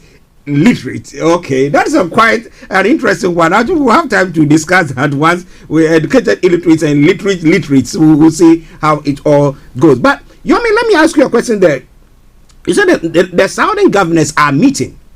They are meeting today, okay, pertaining to the arrest of Chief Sunday and I think Kanu as well. But do you think that their efforts or putting their efforts together will cause the government, the federal government, in changing their mind or anything, or just going to be like, you shush, what power do you have? And then they'll just get on with whatever they are doing at the moment. Well, I mean, let's first review, the outcome, which was, I think, if I remember, about 8 bullet points, if not a little bit more. And the government, came back very hard quickly, to disagree with those 8 points as at the time when those, the outcome came out on the 11th of May. This all new development in terms of the meeting, the outcome will also determine whether the same governors that met in Asaba still have the same views and same opinion. Because if you look at from 11th of May till now, that's about a month past, and so many things and so many development have taken place in the last 1 month, if not more than that. So if they can still maintain that point coming out of the Asaba meeting, then it will still mean that they are still very, decisive on that continuation of banning open grazing, believes in restructuring, devolution of power, police, to maintain crime within their state, and not in the hands of the federal government. But like I said, the federal government was not pleased with that outcome then. Are they going to be pleased with the new outcome? We have to wait and see this new latest development when that can definitely take place. Okay, listen to Starr Radio UK. Some more messages coming through. And this is from Cisse. Let me try to get their name right. Just bear with me. This is from Cisse Tosin Adedayo Akinyede. He said DSS has no right to intimidate Mr. Sunday Igboho. Muhammad Buhari has not been offered Nigeria. He is an illiterate. Oh my. Okay, Isaac Ajayi also says Nigeria government should leave Chief Sunday Igboho alone. Go Benicia. Okay, lots of comments coming through. No amount of intimidation will stop us. Yoruba Nation now, no going back. Amayo is saying there as well. Now, I read an article over the weekend. I think I even shared one with you yesterday night. There was one that had the notion there that the president Buhari is of the view that if the House of Representatives should come out with the constitution, constitution reform or whatever thing, if they come out with that, he's ready to sign anything. How true is that? Well, the government, let's first say, there is no, under the constitution in Nigeria, there is nowhere in that constitution, that allows for referendum. Mm-hmm. And that is why, those that are, agitating, for this movement are not just pressing that referendum from Nigeria, they're also looking at that referendum for United Nations as well. Mm-hmm. But yes, you are quite right. I read that piece of article that you sent as well. And likewise, just as the Nigerian Bar Association, the vice president disagree and says, that the president have the right, to go very hard on Kanu and also, Sunday Igboho in regarding, these secessionists, as it's called to them, because the law does not allow it as well. But in as much as the law does not allow it, we know that the international law allows the right to self-determination. So, it's a kind of a mix, bargain out there. But again, if Nigeria has been working, for the last 60 years, I'm sure maybe so many Nigerians would love to be Nigerians, but in as much as, Scottish believe that they still have the right to be coming out of Great Britain, then that means even if Nigeria was working, Yorubas or those Biafra will still have love to come out of Nigeria. Okay. Oluomomo Yoruba Nation now says all what the government are doing is to put fear in the mind of agitators to silence them. Igboho is not a criminal. Yoruba Nation, no going back. Tawo Mary, my apologies. Is nothing working. Nothing work is in asshole called Nigeria, only to kill people. And Olarawaju has sent he said hashtag stand with Sunday Igboho, and that has also been copied by Amayo Ajergahini. He said hashtag stand with Sunday Igboho. Let your comments continue to go on. Sadiq Olabisi and all of you, the comments keep on just rolling in. Let me read the last one and I'll come to Yomi. Olubomi S. Akinola says the despicable act of the Nigerian government is endless. Nigerians are now slaves in their own country with no freedom of speech, freedom to protest, as seen is in developed countries. Now terrorists are tagged. Bandits are out there killing people, collecting ransom, and this callous government keeps encouraging while people agitating for the well-being of their people are being targeted. Chief Sunday Igboho is not a terrorist. The government, through Sheikh Gumi, knows where the real terrorists are. Go after them and let us be. Ayatunji also says, Mr. Olaimi Koiki, I will not say thank you, but say God bless you, Mr. Presenter. Buhari regime is segregation. Okay, Mr. Koiki, more power. So people are actually admonishing you to just continue to go on. Yomi, before we go, if you have any other reports or anything that you want to go on with, over to you. I will just look at, we've spent quite a lot of time, so I'm just going to touch on quickly, what is trending on Twitter this morning. Trending on Twitter, Igbo is trending on Twitter. Nnamdi Kanu is trending on Twitter. Igbo and Kaduna is trending, and I'm sure, we all know the reason why. But let me just take quickly what Comrade Adeji Adeyanju, an activist, who has posted something, says, I am not one of those people that talk anyhow. Before I say anything, there's a solid reason. There are too many things that I know that I can never say publicly or on social media because of the public safety and the interest of the country. But you see this government, it is an evil regime. And that is where I'm going to be putting it today. We'll be back again same time tomorrow, 11 o'clock on Starr Radio UK. But don't touch the dial, because Archie will take you through the remaining part of the segment of this morning show program. Yomi, let me say thank you very much, but I have some comments that I still have to read. If you want to stay on to listen to it, fine. If not, when you go to the post, you will see what is there as well. But listeners, is Mr. Olaimi Koiki for you. Let me read some of the comments whilst the program goes on. Now, this is from Israel Shadimu. It says DSS invited NC front leader Gali Umar Naba in August 16, 2020, the Department of State Services. Okay, I think I've read this one already. Pamela Lawan says, hashtag I stand with Sunday Igboho. I said, let your hashtag continue. Biodon Baka says, nothing is working at that zoo called Nigeria. Oh my goodness, he is equating Nigeria to a zoo now. My goodness. Now Adeniyin Holawale Samson says, continue a great job. God bless you all. And then Amayo Ajirgahene says, bandits now levy 5,000 naira on agricultural produce, 3,000 naira on fishing produce. Nigeria is doomed. And Olajiri Joseph just sends a heart out to each and everyone. Olajiri, thank you very much. Talks Odulawa says, I stand with Sunday Igboho. Let your comments continue to come through. But let me bring you this song before I add my colleague, Mr. Frank Davis, on it. We'll be having a look at it. But this is from the Bala Brothers, and it's a song that says, Something Inside So Strong. Enjoy it, and I'll be with you. Stay tuned.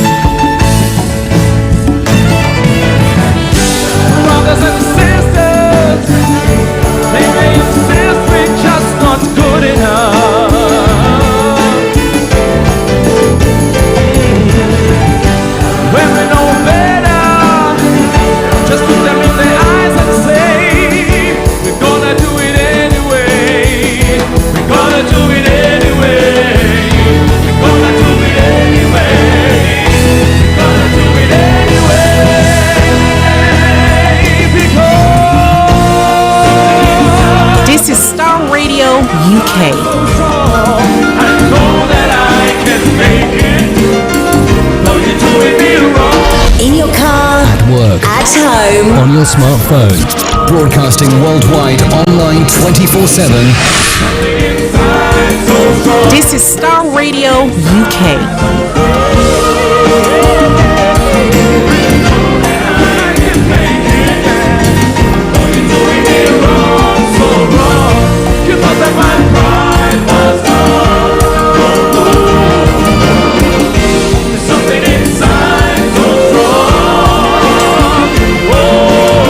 So this is a piece for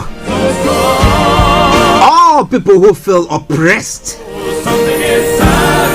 Something inside so strong. Something inside so strong. I know that I can make it. The higher they build their barriers, the taller we will grow. So it doesn't matter the challenges that you are facing. Keep on keeping on. If you believe in the cause, why not? If you believe in the cause alone. So for us, what you're doing, you are not destroying or killing other people or doing anything of the sort. But it's a justified cause that you are going on. Fighting for your right, you have to continue to fight for your rights. After all, when the colonial masters were ruling us, we fought for the right, we continue to fight and continue to fight until they decided they've had enough and then just decided, just get your own thing and just get on with it. But if during that course we have our own also now oppressing us, then it's about time that we all rise up. And that is a good time for me to bring in my colleague and co-presenter, Mr. Frank Davis, who is also in the house. And Frank, let me say good morning to you. Actually, good morning. But before I greet, I think that was a very good the colonial masters angle. Yeah. You know, if you on the 28th of February, 1948, something happened that changed the course and the trajectory that Africa was moving, and that was what led to increase agitation for independence. Yeah. The soldiers that had returned from World War, when were promised that like the Gokers over here, marched to demand what was promised them, their compensation. Yeah. At that crossroad, they were gunned down needlessly by those in charge. The governor ordered their gunning down. Whichever way you look at it, of course, governor's responsibility. Last week, a group of protesters were gunned down under President Akufo-Addo. On Saturday, a 14-year-old innocent girl was gunned down by authorities in Nigeria. So I asked myself, from 1948, when that incident happened, that led to agitation, increased agitation for independence of the continent of Africa, starting from Ghana. Yeah. What has changed from 1948 to date? To date, nothing. Authorities killed their innocent citizens. Today we are still killing. You look at what happened on the 6th of December 2020 at Capitol Hill. Capitol. The US. The invasion of the protesters invaded the place, but actually that was the seat of God. Azarok or Parliament. Just imagine for a second, Nigerian protesters has invaded the seat of government. But isn't they are all dead? The security people never use a gun on any protester. No. Imagine protester has marched to Jubilee House in Ghana. Let the blood flow. You would have thought it's a coup d'etat. You would have thought we are in military regime. Military regime granted some excesses, but civilian rule of law and the civil police are supposed to, and will still continue to gun down our people like animals, like chickens, like the way you go to safari, those hunters. Trophy hunters. Just go there, the pum shoot where they want. Actually, it's a sad thing. Because I was reflecting this one. I said, look at what happened at Capitol. The police didn't kill anybody. No. They didn't shoot any of the protesters. They did worse in invading the Senate. The House of Representatives. I mean, the Vice President was there.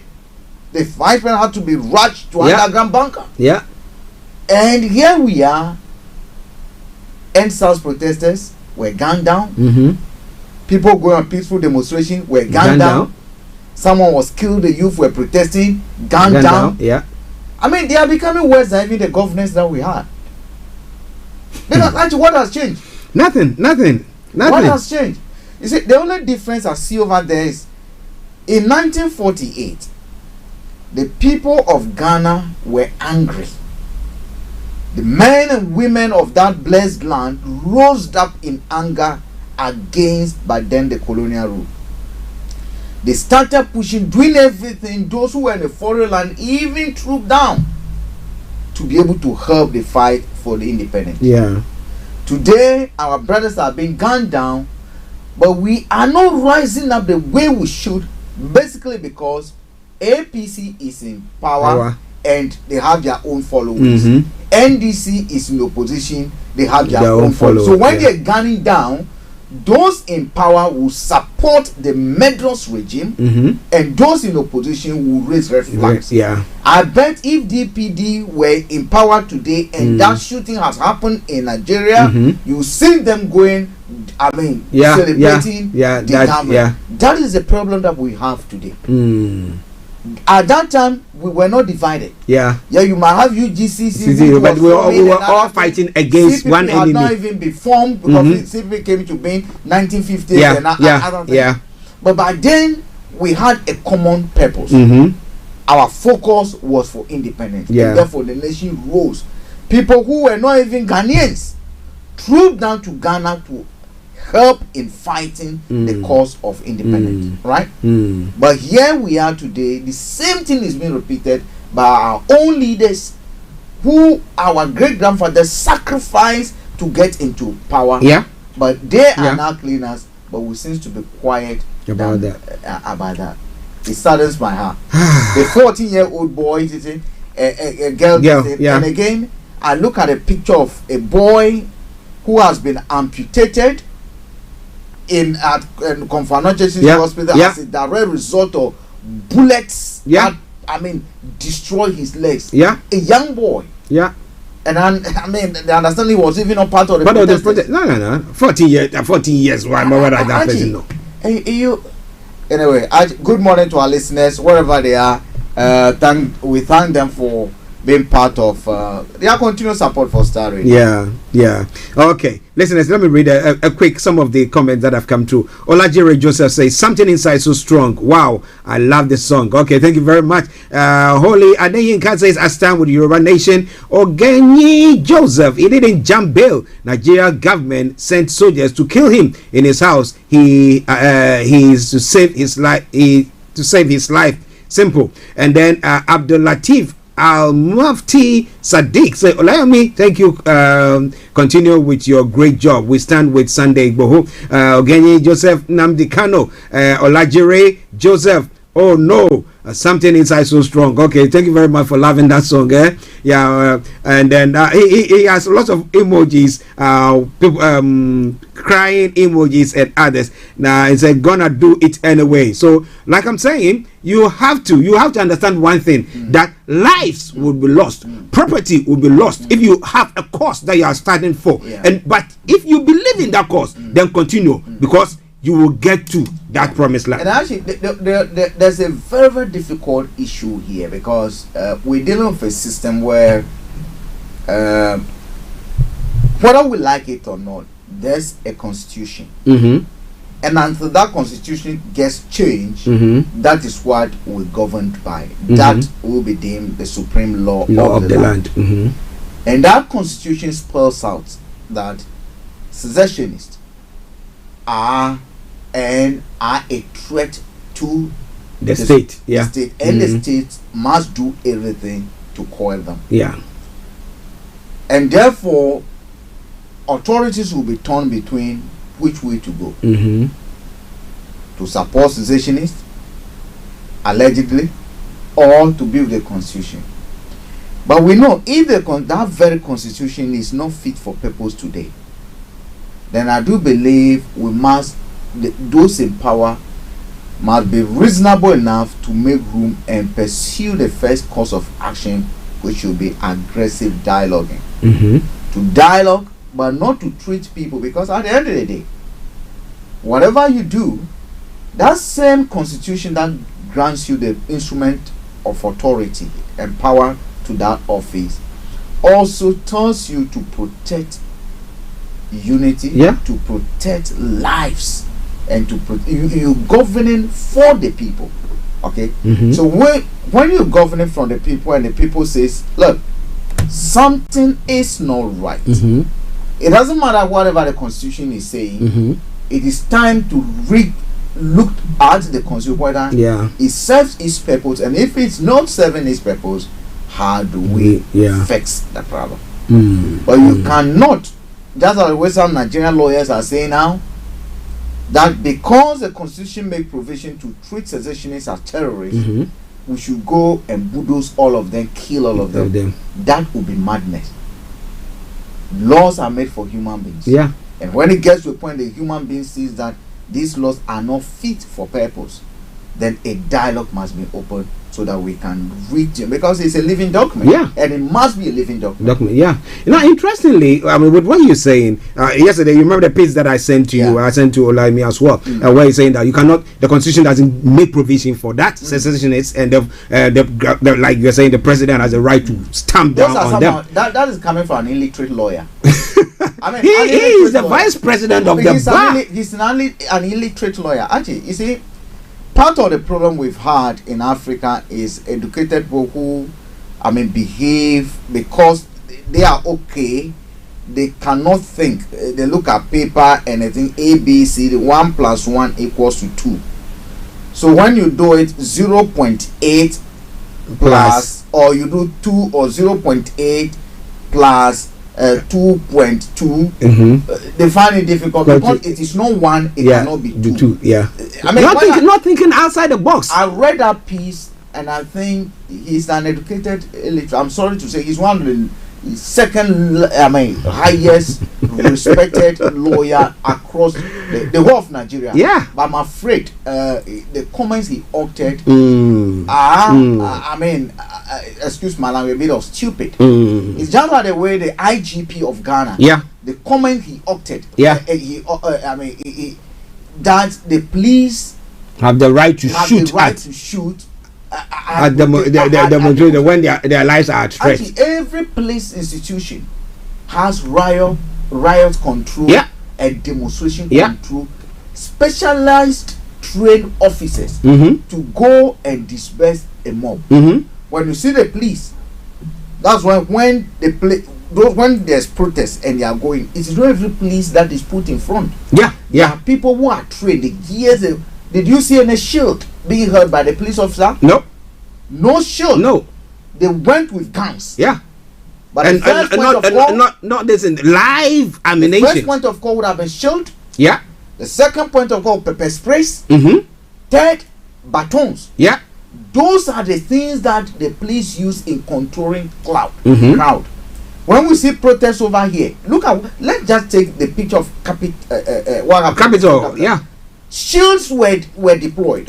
Pepper sprays were to immobilize you so that you cannot continue to do what you do. But we did not see live bullets being used in this country.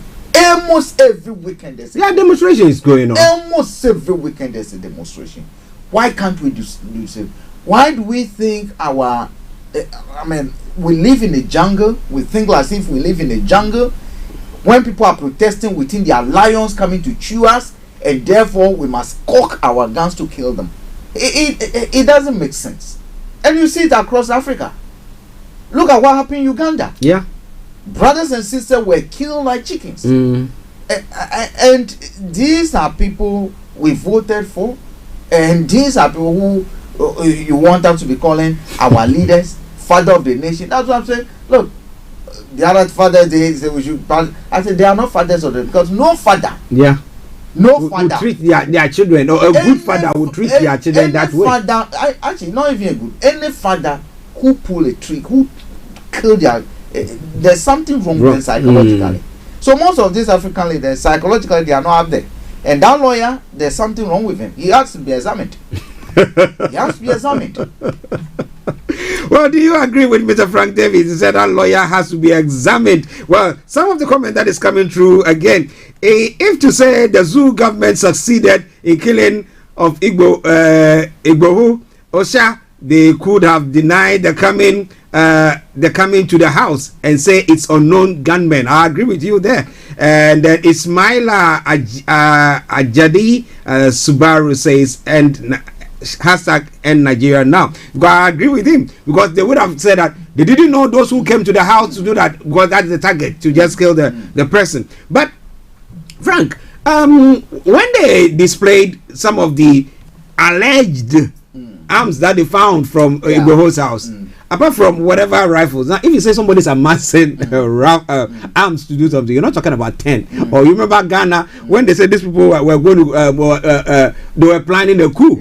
They said they had 3 maybe AK-47 and some other thing, and I said, really, do you want to plan a coup? Is that what you use to plan a coup? You need proper armory to say that you're going to have an impact. I wouldn't be surprised if the bodyguards or probably the households, there are 2 or 3 guns over there for the security. The question will be, it is not a crime if they are licensed, and that's what we need to do.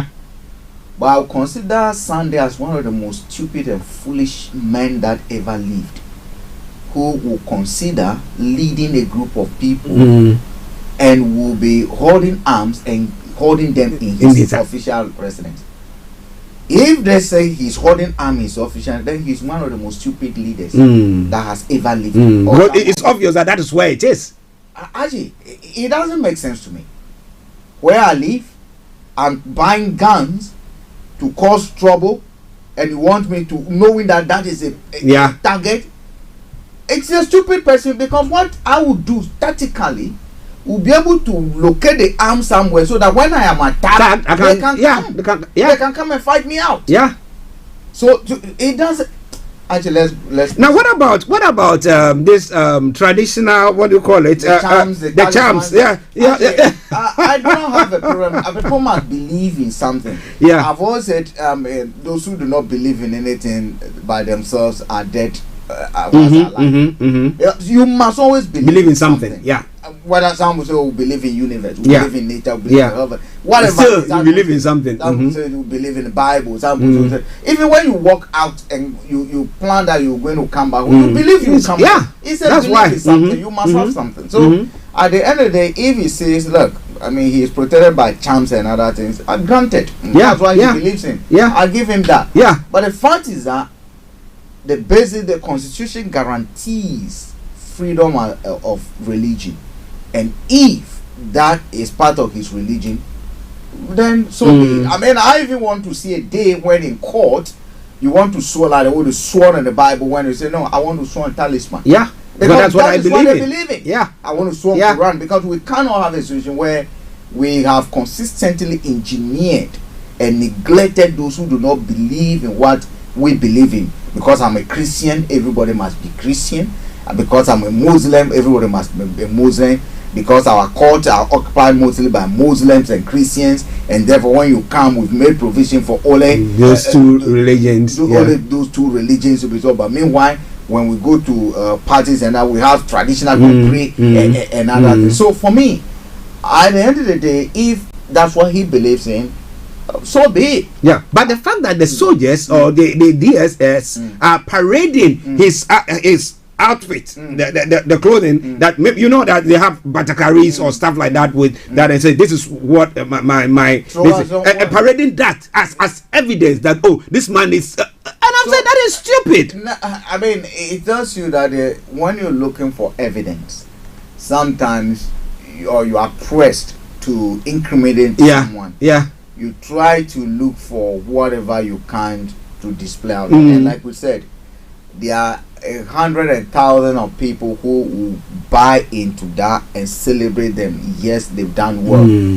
Someone, they are dressed. So if you come to my house, I don't want to go into that sort of. I mean, it doesn't only happen in Nigeria or Africa. Because I've had a personal experience where Quran was found in my room, and they wanted to question me why I have Quran. But that is because of Islamic whatever. That's because of why I have Quran. Now you go to someone's house and find their war dress. What's wrong with that? What's wrong with that? Is it banned? Is it a criminal to have a war or whatever you call batakari or whatever talisman, filled, dress, clothing or whatever. You know, and then if we do that, then we might have as well start prescribing clothing. Yeah. Where do you say the belts you wear, the pants you wear, the earrings you wear? We must basically put it in law that everybody must wear what they call Ghanaians, probably tunabu. Interesting. It's sickening because I just listen to that and I'm like, really? If you're a security agency, you're going to arrest somebody or you're going to somebody's house to go and raid the house and you come brandishing that. Look, we got that one. That means that he's dangerous. Really? Can you actually use any law in the court to actually ascertain whether this is... He should go and prove how dangerous. Because, the only thing you can do is an offensive weapon. It is not licensed. Yeah. So if you go there, you find guns that are prohibited without licensing, then we know you have an issue. But I do not believe Nigerian constitution, for instance, prohibits wearing on some of these dresses. For all you know, there's nothing in it. It could be craft. Yeah. If a white man was wearing, they would celebrate. Oh, look at a white man wearing. Africa. Yeah. I remember back in the day when I think after 6 months, I had a belt. Yeah. That belt. My mom's friend got my mom worked in the state hotels, and then the person, I think he came from one of these countries. I don't know, but brought the belt, and that belt has got something like talisman. The way they've done it, it's like it's leather, but they designed it so that. So when I put it on, and as I'm walking in, I said people will look at me and say, "Yes, you just come from it's nothing. You just come from Haiti. You just come from Haiti on that woman." But there was nothing. It's just something that I was using as fashion. Yeah. Well, listen, Starr Radio. Okay, we're going to move on to some other stories. But Abd Latif Mufti Sadiq say it's now. I see it's our education in Nigeria. It's come. We all are. Whereas all our professors and also our constitution is not working, and democracy is not working for Nigeria. It says Zoo County. How military will kill people, and president will say unknown gunmen. We all crazy. Oh my goodness. Now Daniel Adelu Vivian says using live bullets during peaceful 3rd July Lagos rally is ridiculous, and that's why Frank has been saying crowd control as to whether our security agents have got any training on that sort, or when they just take some guns, just go shoot them, and that's what we go and we carry on. Because you look at the story that is making the rounds in Ghana, and it's not for me actually. Things like this call for urgent attention and calls for urgent inquiry. In Ghana, for instance, we understand, inquiry by who? We understand the president has called for an urgent public inquiry. But we know the inquiries that have taken place under his tenure have ended up nowhere. The landmark one, which was a Melchor Justice led inquiry, would have been a catalyst to change some of these things, right? But we need to find out how the police train. How are the police trained? Are they given proper training how to control crowd? You take the Ghana issue, for instance, where the Ashanti regional minister came publicly to say that he ordered or he asked that military deployed. That is very dangerous. That is very, very, very dangerous.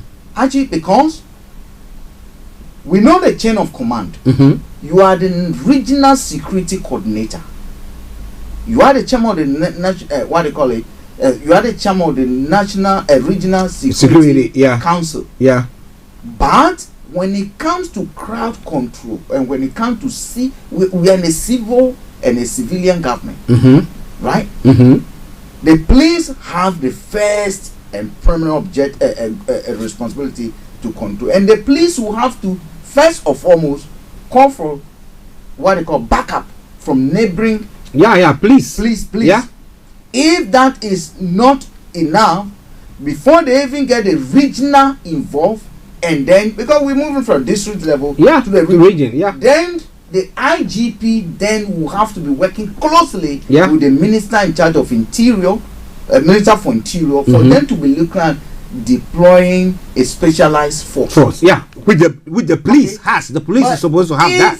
If the regional minister can just flick his fingers, soldiers, and actually most of those are not soldiers, they are criminal hoodlums.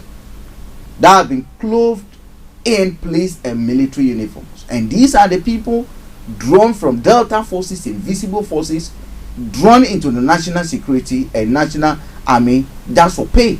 Because they were party bodyguards. They were party militias when they were in opposition. They wanted to give them jobs when they came, and they just enrolled them. And they are like, what happened at Brona Hafo, Banda? Yeah. During the thing, these were the same people. Right? What happened at Techimasa, these were the same people. Are you getting me? Oh my, oh my, oh my. Something one day will happen. Jesufumi John Fallon says, our leaders are the main problem of Nigeria. God will save it because they don't respect the laws and no respect for human rights here.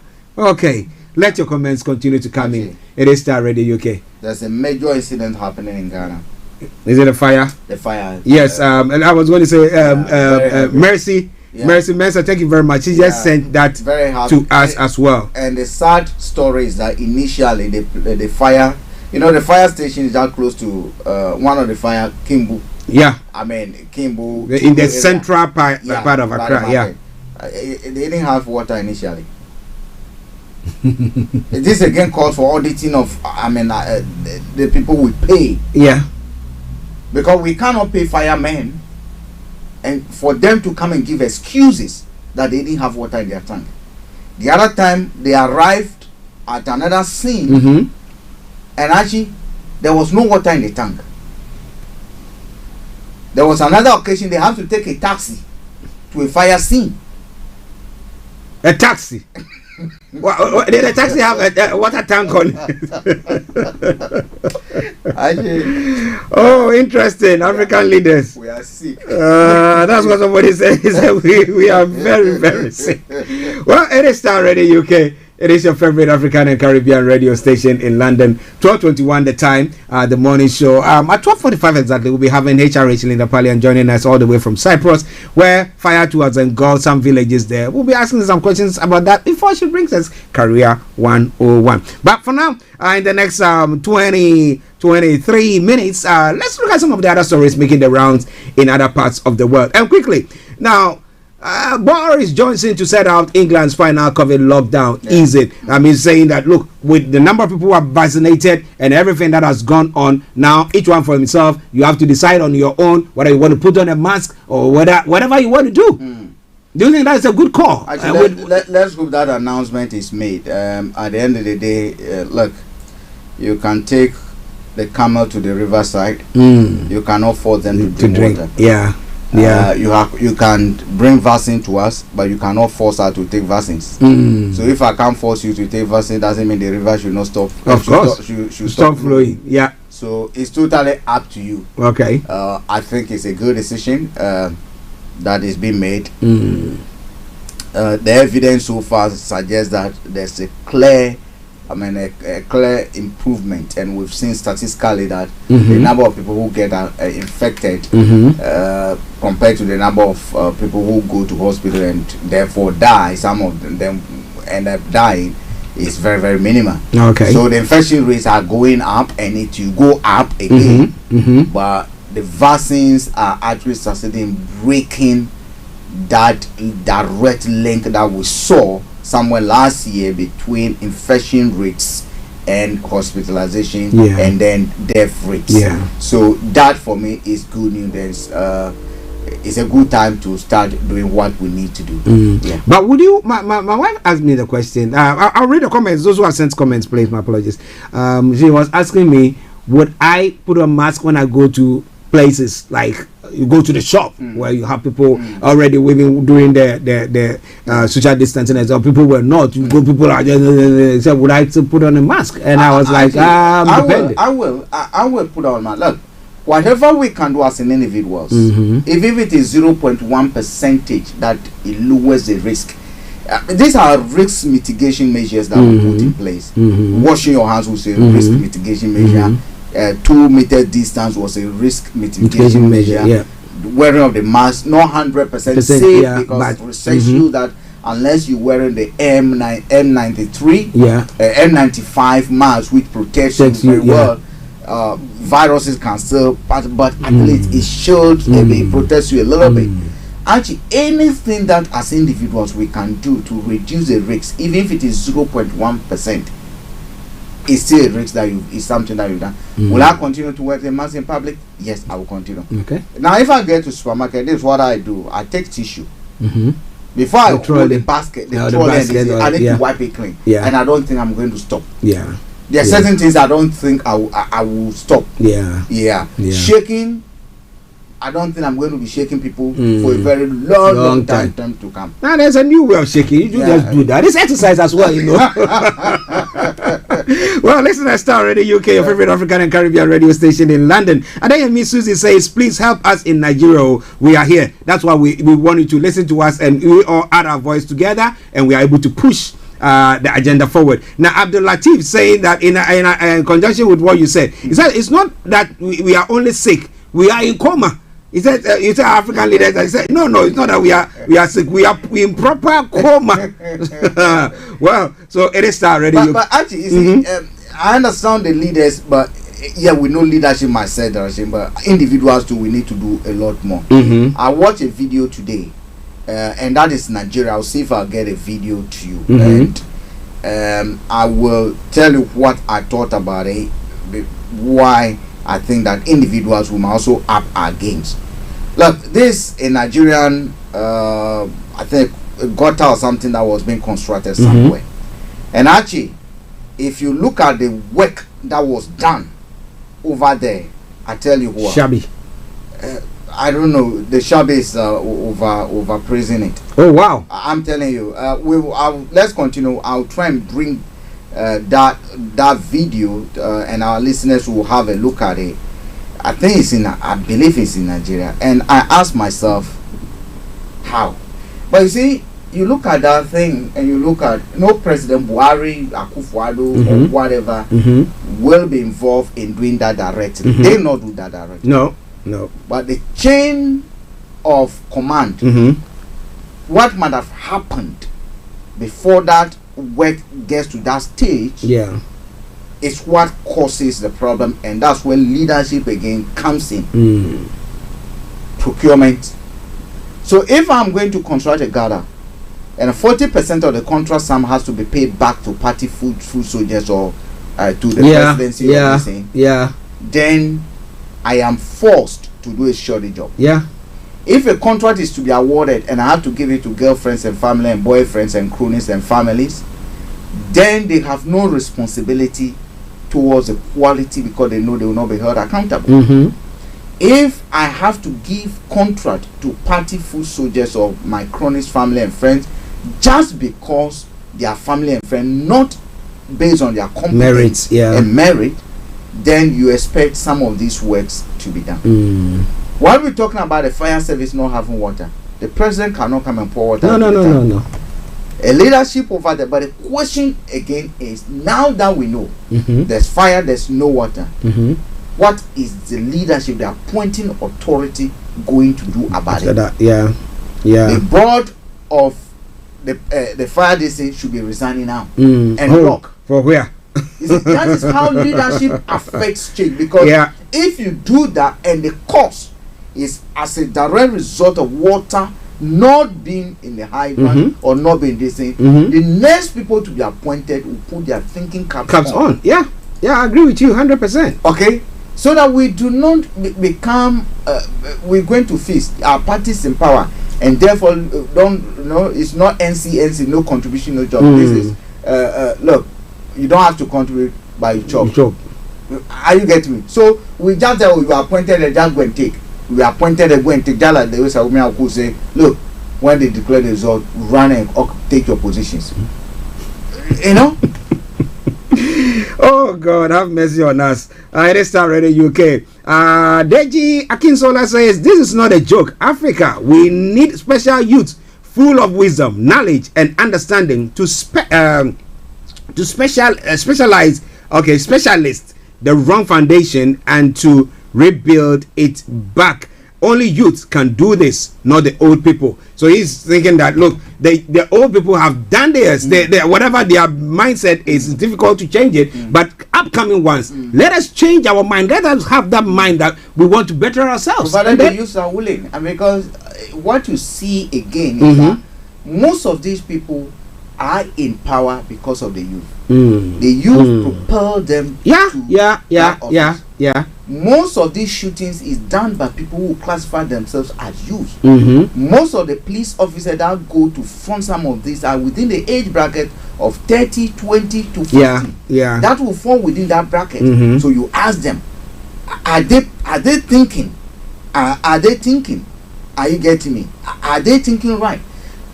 And we also know that we have a lot of choirs, tenor, soprano, and other things, praise singers of politicians. Oh yeah, who will look straight into the face of their brother, because they disagree with them about which political party they belong, will do anything that is unthinkable, although they are youth. So the question is, are the youth ready? It's a very big task. Yeah, that's why I was saying that it's a lot of sacrifice there, because you know that if you succumb or maybe you compromise, you will get things easy. But because you want to stand for the right, you know that it's going to affect you, it's going to impact you. You might lose an arm, you might lose a leg. But if it's a cause that you believe in, you have to stick to it, because you know that in future it's going to yield the result. But so whether people are ready for that. It's a chain.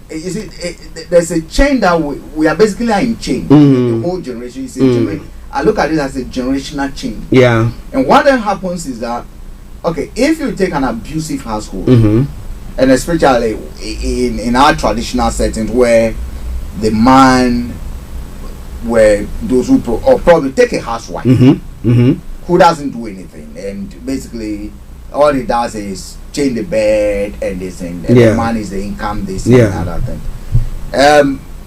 You see that sometimes the man try to bully their way, dictate and do everything, because they think you have no option. That if they deprive you of what they are giving you, you have no option. And therefore, the men who abuse the women, beat them anyhow. Sometimes the women will run to their parents and they bring them to go back. You know what? What are you coming to do, Aisha? To go back. It's your husband. Yeah. We don't have a place for you. Even if the person, is almost dying. Are you getting me? Why? Because every month, what do you call it? Every month, the in-law is going to bring something. The in-law is getting something. Every month, the in-law gets something. Are you getting me? What we do have now is that they have succeeded in creating conditions that puts a lot of our youth in poverty. And it is so easy now to say, okay, look, come and join my group. And at least every month you can get something to eat. Every month you can get something to eat. You've seen a girlfriend, you've seen a girl in your neighborhood you fancy, but you cannot even go and buy her Coke. But meanwhile, someone tells you, look, if you can join me and go and attack Obasanjo, go and attack Archie, go and attack Frank, every month I'll be able to give you an envelope. You find this as an attractive proposition to you, and therefore they becomes your lords. And who lord do you obey? The payer. Are you getting me? So that is exactly what. So there must be a group of people who must be ready to sacrifice, might be able to say, look, F this, we are not interested in this. Focus that we need to break that chain. We need to break that chain. CPP, APC, NDC, MPP, PDP, chuck them aside. There must be youth-led registration, and the way you're going to start it is from the grassroots. The local assemblies affect change over there. So when there's election going on within a local council, put the youth over there. Make sure the whole whoever the president is going to appoint responsible and accountable over there. The regional level, get in there. If you don't do that and you aim at the top, it's not going to work. No. You have to start from the bottom. Just like the way when we didn't have chainsaw, you don't have, you dig around a tree and then push it gradually. That's what we need to do. Okay, that is what we have to do. It's now 12:20, 33. 12:33. I'll open the lines for only 5 minutes. Yeah. I'm sorry about that. Today our program took a different turn. But if you want to pass your comment or you want to post your comments, feel free to do so. Call us on 0208-133-2257 or 58 0208-133-2257 or 58. Those of you in US or Canada is 0017183032737 0017183032737. To text or WhatsApp is 0753966174. Our Twitter handle is Starr Radio UK and email address is info@starradiouk.com. Okay, yes, the news about the fire, several traders and customers at one of the countries, that's Ghana's busiest commercial business center, is up in flames on Monday morning. A thick cloud of smoke can be seen emanating from one of the buildings in the market area of Makola.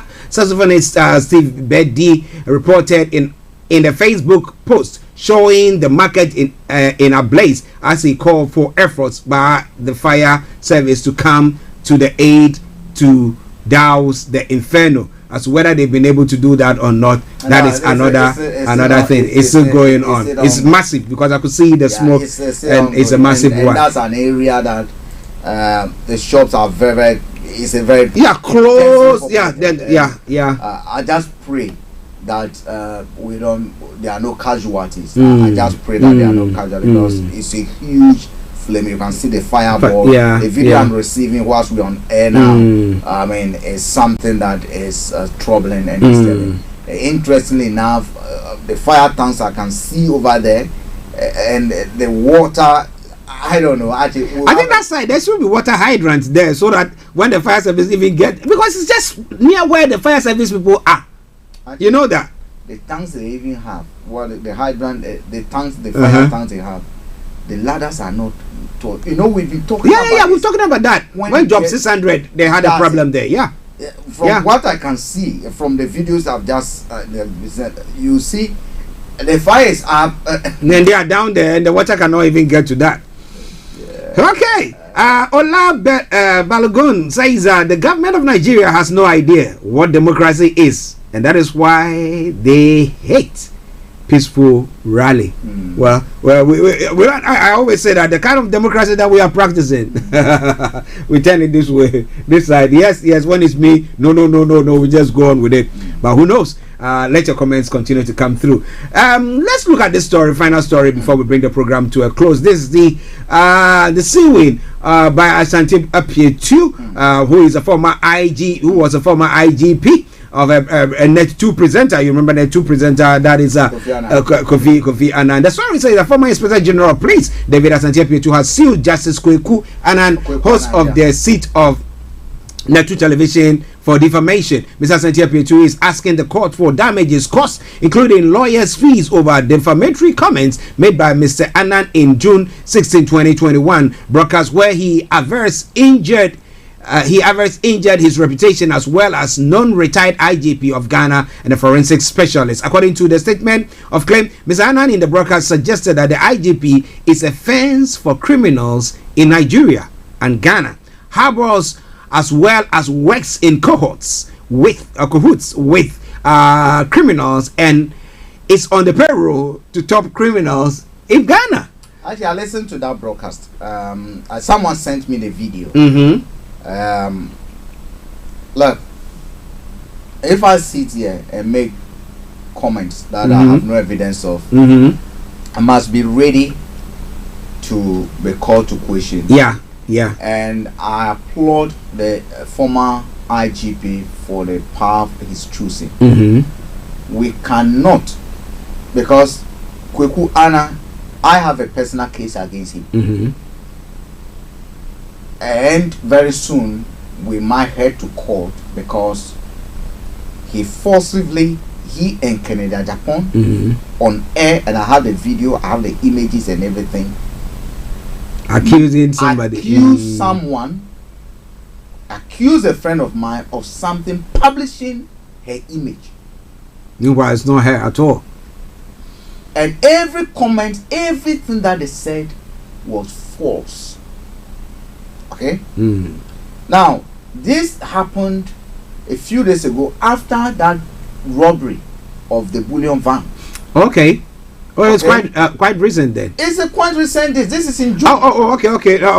This case that we are talking about. And he was arguing that some of these people who attack some of these bullion van, because a lot of people were going to talk about invisible forces, how they've been armed and all that. So they deploy some of these people to come and blame the police and everything. I am not saying the police are not involved in crime. Actually, there's evidence that the police are highly involved in a lot of criminal stuff. Yeah. I have a video now where a young man flew from London here to Ghana, and he was driving a DV car.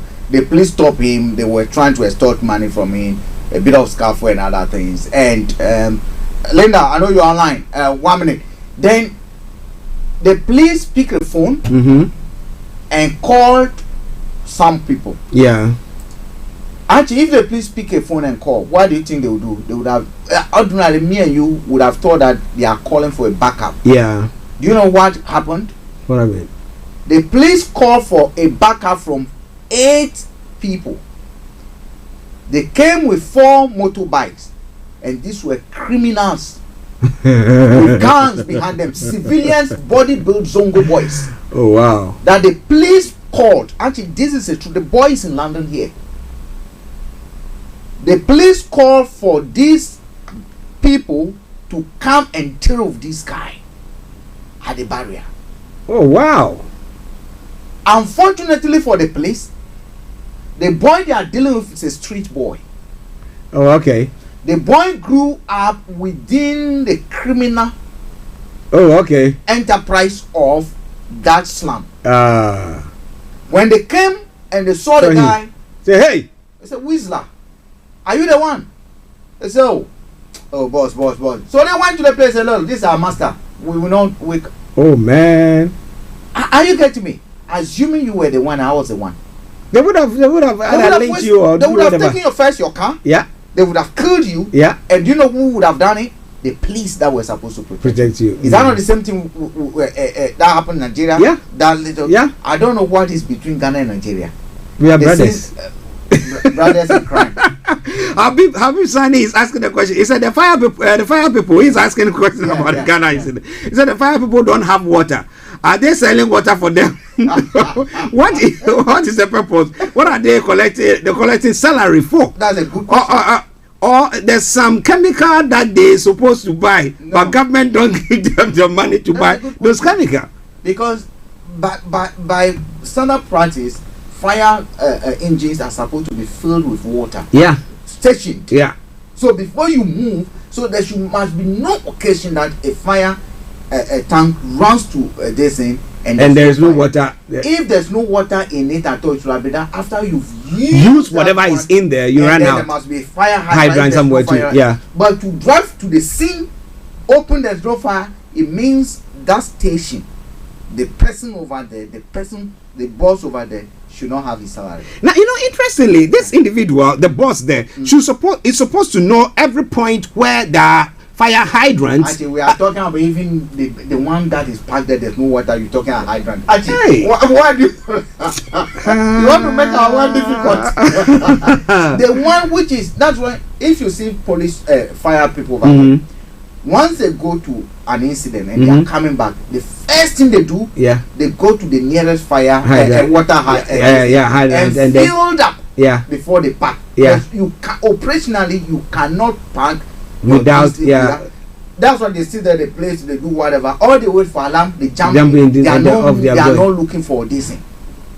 But our place, actually, Linda, good morning. Frank, before we go, what do you want to say? Actually, I don't know if prayers is what I'm going to say, or whether there's going to be a vaccine that all Africans. I do think that what is causing Africans' death is not coronavirus, and coronavirus cannot destroy us more than our own negligence, our leadership, our thinking, and our mindset. So I'm challenging, if you know anyone who can develop a vaccine for Africa to take off the way we think, please let's know. Let's get a scientist to do that for us. Okay. Yes. Okay, let me bring you this song once again before we have Miss HRH Linda Pallian, who is going to be joining us. She's not on yet. I think she's going to be joining us in the next moment. But to everyone, if you feel oppressed across the globe, it doesn't matter. It could be even in your own family. Maybe your husband is oppressing you, or maybe your wife is oppressing you. You are in an institution. You feel so much oppressed, not because of your negligence or what you are not doing right, but because people are failing to do whatever they are doing. And when you are lifting up your voice, they try to shut you down. This music is for you. Enjoy it. We should have Linda joining us in a moment. Stay tuned.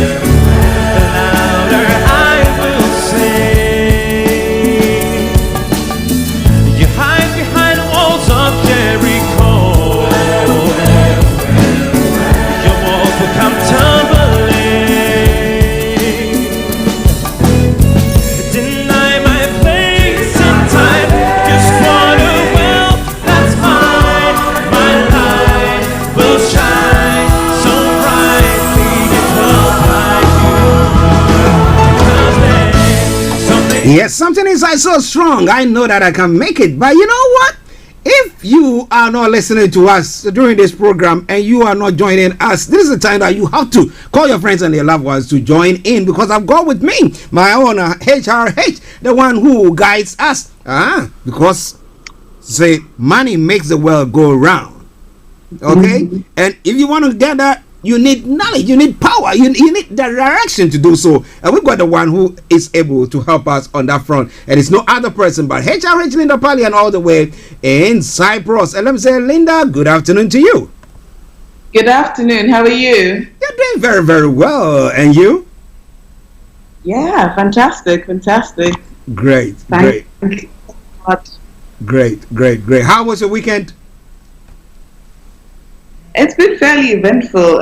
It's interesting that you're having fires in Ghana, because we had fires over the weekend here. So it's been a weekend of cleanup and ash clouds and running around.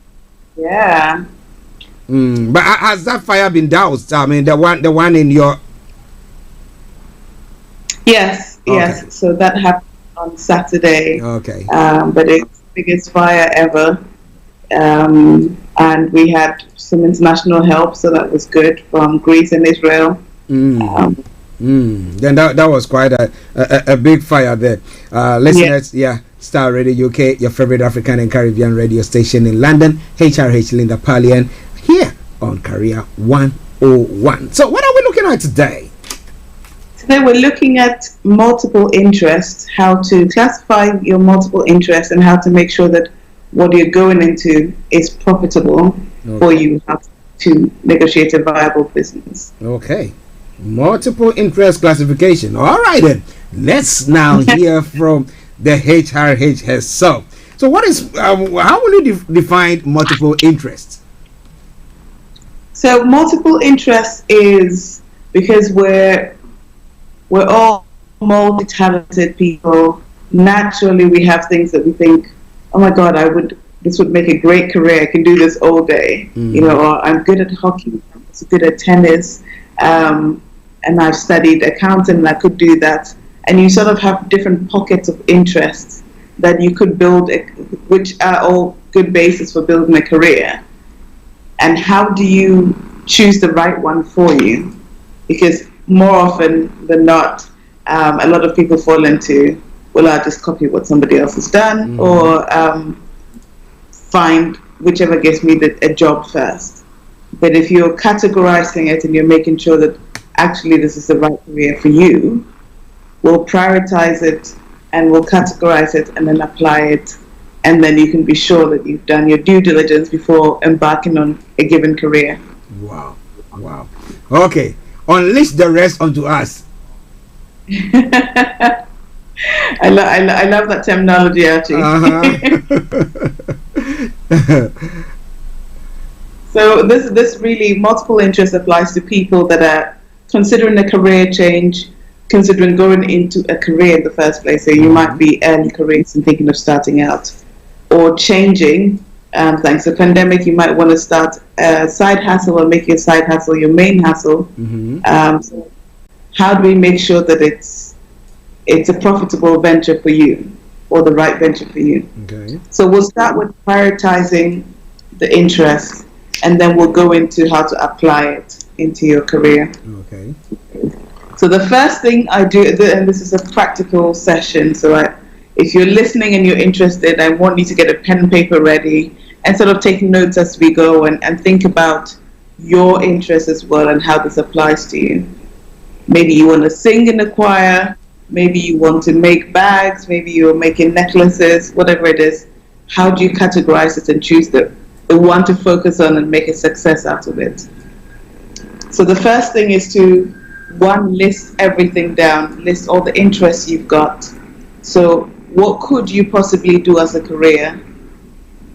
Because if you're at that stage, sorry, I've got a plane going over my head. Yeah, that's okay. If you're at the stage where you're looking for a career, you most likely built up a set of skills that now you want to harness into a career that pays the bills for you.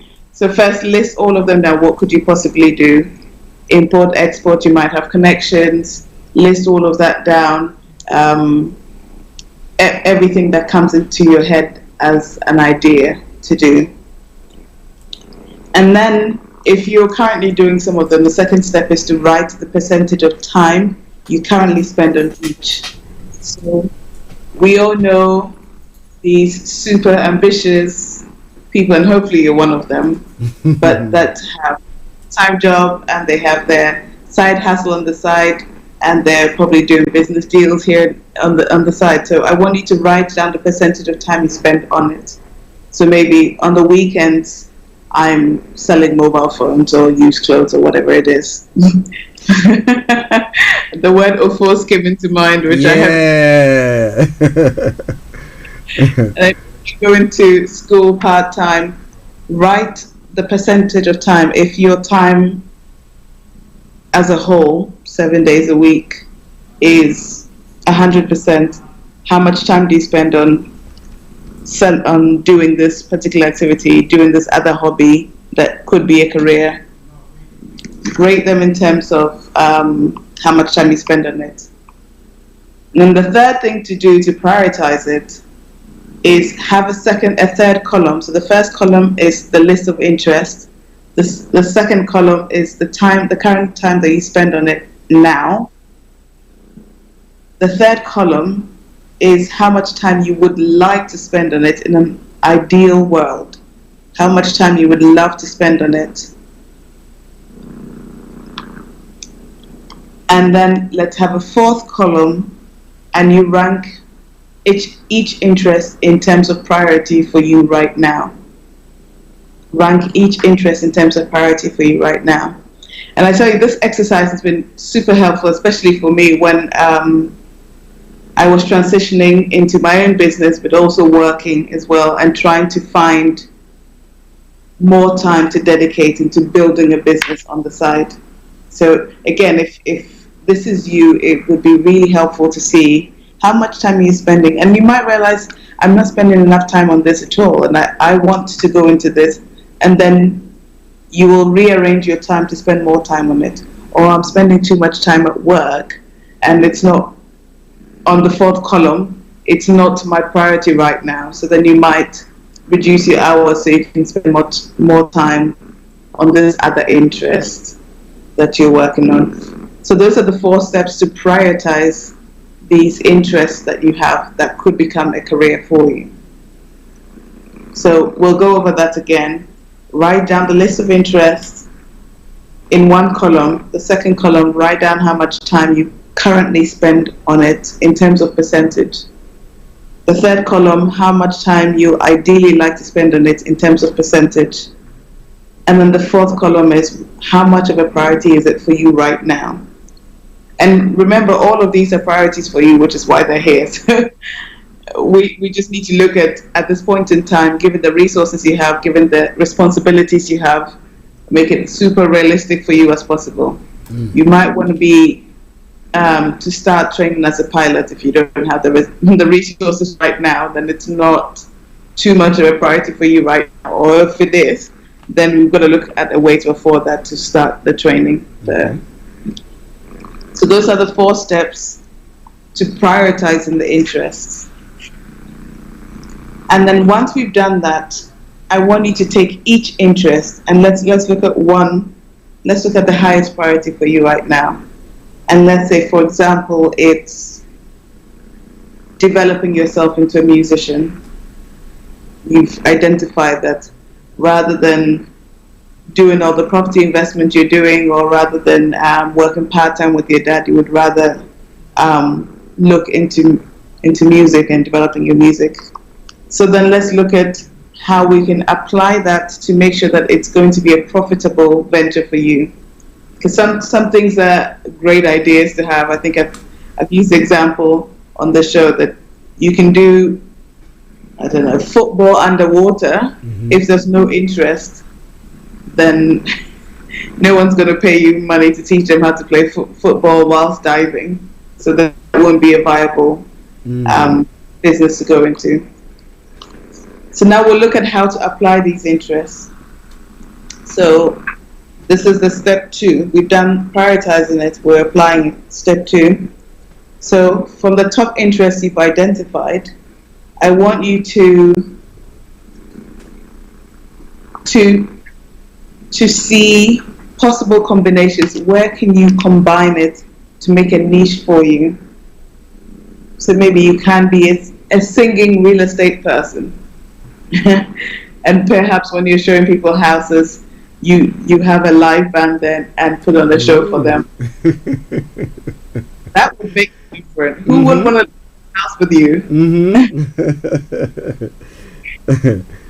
So we're really looking at combinations that will create your unique niche for you. So out of the interests you've identified, let's look at the top 5. Let's see which combinations you can have. And then once you've had the combination, circle the one that you think is most feasible to start with for you right now. And let's pick that one. So that's step 2. We've looked at the prioritized list. We're looking at niches and combining the interests to see if we can create a unique niche. And now step 3, we want to check in what I call a VRIN framework, whether it's valuable, rare, likely to be imitated, or substituted by another product. This VRIN framework is to check the viability of your idea before you even start or invest a lot of money and time in it. You want to see whether it's viable for you to do this and whether it's going to generate the income that you want. So we'll take the interest and then we'll rank it in terms of V. So VRIN is VRIN. And V stands for value. is the niche truly unique and does it offer value? And if you can answer yes or no to that, then you can tick that box. If it's valuable, then it will work. If it's not valuable, then we need to start again and pick another niche. The second letters are, is it rare? How common is it on the market to have a singing real estate person? Is it rare? Is it truly unique to you, or are you just reinventing the wheel, in which case people will say, actually, this isn't necessary and therefore we don't need it. So how rare is it? So V is valuable, R is rare, I is inimitable, which is it, are you able to copy that easily? Are you likely to imitate it? So I is imitatable, if you like. So can it be easily copied by China, your friend? Can they make this thing so easily that they'll put you out of business in the long run? A lot of people, and what I've seen recently coaching entrepreneurs, is that they say, oh, you know, we're coming up with this platform where it's unique like Etsy and everything is handmade, and most people are looking for a unique piece. That may be well and good, but people are shopping at Amazon and the big chains for a reason. You know, they have the supply chain to deliver it at a cheaper level. So you really have to establish what is unique about that business idea, whether it's imitatable or not. What if Amazon decided to do it? Or what if Tesco decided to do Tesco's own your product? How quickly, how feasible is it to compete with them? So taking that into account. And the N is non-substitutable. Non-substitutable. Are there other alternatives in the market for them? And if so, are they comparable to what you're offering or what you're proposing to offer? And this really can be used to evaluate, this framework can be used to evaluate a new opportunity as well as your existing opportunity. If you're a business owner right now, or you currently have the side hustle, looking at the RIG framework and going, well, how can I improve this? Maybe it's valuable, it's rare, but it's not, but it's it's very easy to imitate and or substitute. Then maybe you can look at tweaking those imitating and substitutable factors so that you can create a truly unique product. A lot of people think, oh, it's good, and you buy a bulk thing from Alibaba and rebrand it, and the branding is your unique selling point. But if there's so many of that product in the market, maybe it's tweaking your marketing to make it appear unique, inimitable, and non-substitutable, and that could work easily. So I've given you a lot to think about today. I'm just going to quickly summarize it, if that's okay. Yes, that is okay. Listeners, you are listening to HRH Linda Pallian on Career 101, where today she's looking at multiple interest classification. Yes, she's giving you lots of pointers there, priorities with the VRIN, the VRIN. She's giving you lots of it. But you know what I'm going to do for you? This program or this discussion is going to be on the podcast as soon as we are done. Maybe in the next 5 minutes, once we are done, it will be up there. But if you really want to go back to the broadcast and re-listen or view it, go back there, Facebook, on Twitter, on Periscope, and all the platforms that we are broadcasting on, and it will do you a great good. Let me say good afternoon to Gloria Amukwando. Thank you very much for joining us. Over to you, Linda. Right, so we've been looking at classifying your multiple interests and how to choose a profitable niche to go into. So we've looked at how to prioritize it in terms of how much time you currently spend on it, how much time you want to spend on it, and also how much of a priority it is for you right now. So that was the first stage of classifying your interests. The second stage was looking to find a niche, a unique niche for you. So we looked at the interests that we've classified, and then we looked at how to combine them to form a unique niche. So for example, we use the example of if you're a musician and a real estate person, but if you're an accountant that happens to be able to do sales or marketing, that you can add to a company or your service, then definitely that would be fantastic. A fantastic offering to have to your clients. So how can you create your own niche? And then finally we looked at how to benchmark this interest that you've identified, this potential business opportunity, against the VRIN classification to see and evaluate if your business idea is feasible and going to be profitable long term. So we said VRIN, which was valuable, rare, imitable, or non-substitutable. So inimitable or non-substitutable. So is it valuable? Is it rare? How easy is it to imitate? And how easy is it to have a substitute to that item? And when you've done that and you've ticked it, then you've covered your bases, you've done your due diligence, and then you can confidently go ahead and invest in this, or invest your time, invest your money, invest your resources into making this business idea a reality for you. Okay, listeners, Starr Radio UK. Now, let me ask you one quick question before we put all the contact details and how people can get in touch with you. Now, assuming somebody's got, is multi-talented. I would say that it is. I don't think there is anyone on this planet who can say that. As for me, I'm only one. I've just got only one. Now, everybody's got a bit of something extra in there. Now, but you see that the various talents or gifting, the interests are pulled apart. They are not directly connected. Maybe I like to be on the air. Producing a program, but then maybe my other interest. Let me say maybe playing football or something. There's no proper connection there. How do people connect that one? Because if you want to prioritize, then that one will automatically just go out of the window. How do they do that? Well, you can. So this is a great question, and one that really interests me greatly. It's finding a unique niche for people. So I love that you use that example of playing football and maybe broadcasting.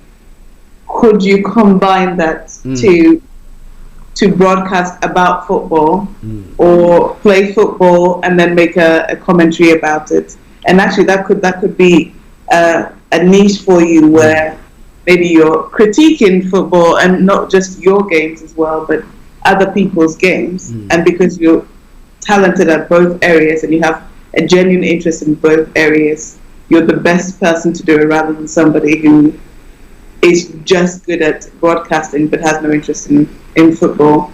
So that's something that you can combine. Or actually, what is it about the football? And I addressed this a little bit in my TEDx talk. What is it about the football that you love? Is it the activity of being outdoors? Is it working as part of a team?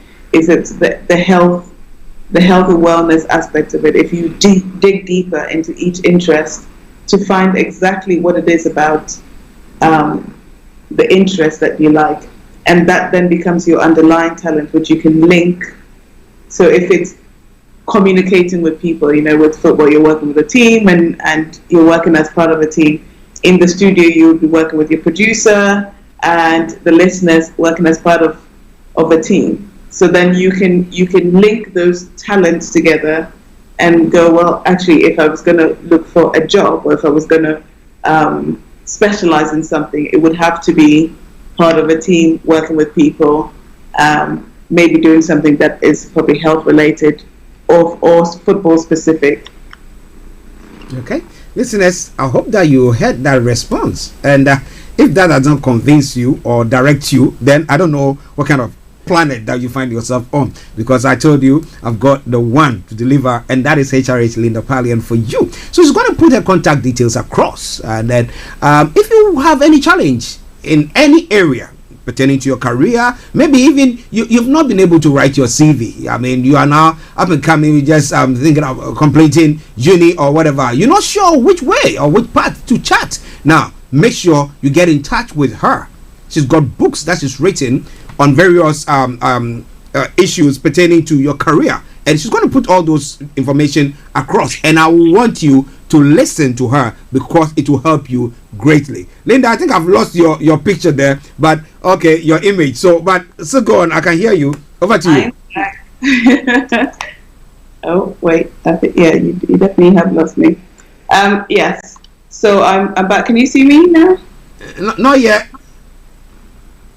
You go on. Let me see whether I can work on that. Okay. Definitely, if you're looking to spruce up your CV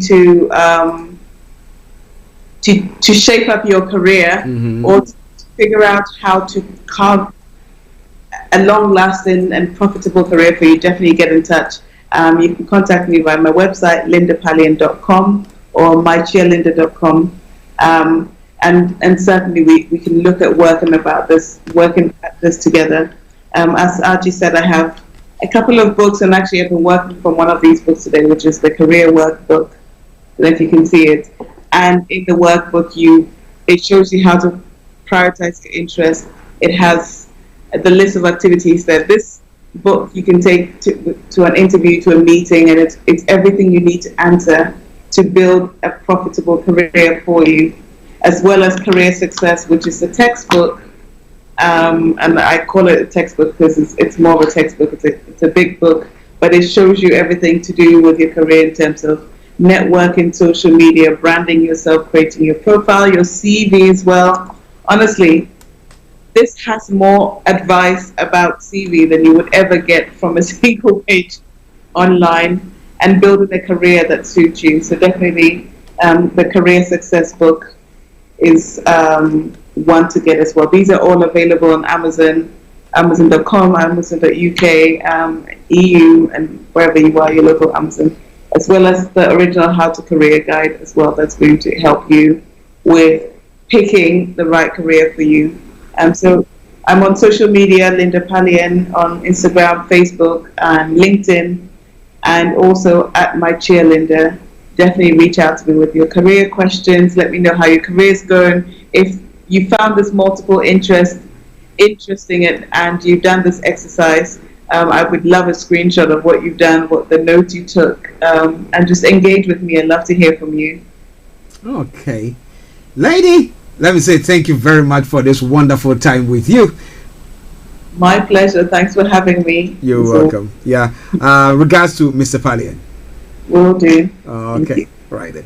Well, listeners, that was HRH Linda Pallion on Career 101, and today she looked at the classifying multiple interests, and I hope that you enjoyed it. But like I said earlier on, if you didn't, you did miss some bits there, please go back to the broadcast and re-listen to it. But I promise you, in the next 5 minutes, it's going to be ready on the podcast. Go there and have a listen to it. It will help you a great deal. At times, it's not because we are not well educated, but it's because we've got all those things. Not that you don't have it, you've got all those things. But just putting maybe your CV together, or just putting few things, correcting or streamlining few things, will do you a great good. And you can get it from this program that we brought today. So on that note, let me say thank you very much for tuning in to listen to us today.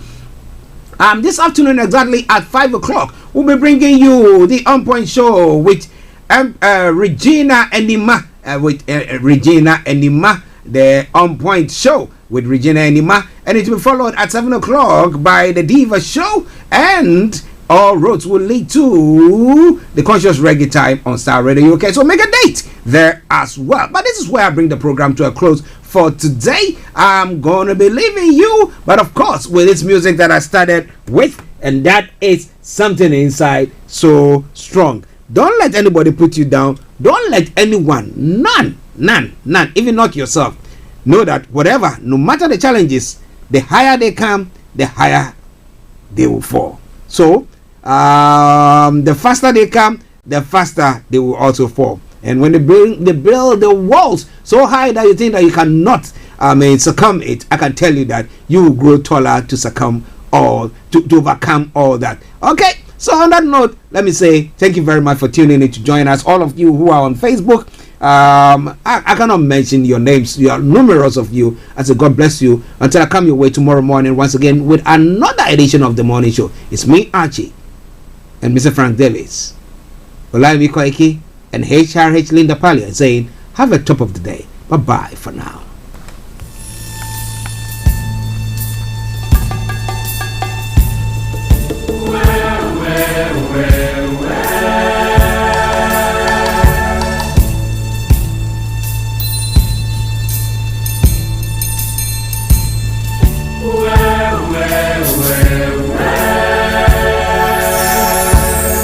The higher you build your barrier,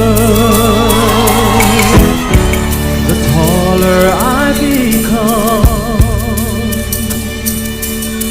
The further you take my rights away, the faster I will run. This is Starr Radio UK. You can deny me. Thanks for listening. Thanks for listening. Thanks for listening. Thanks for listening.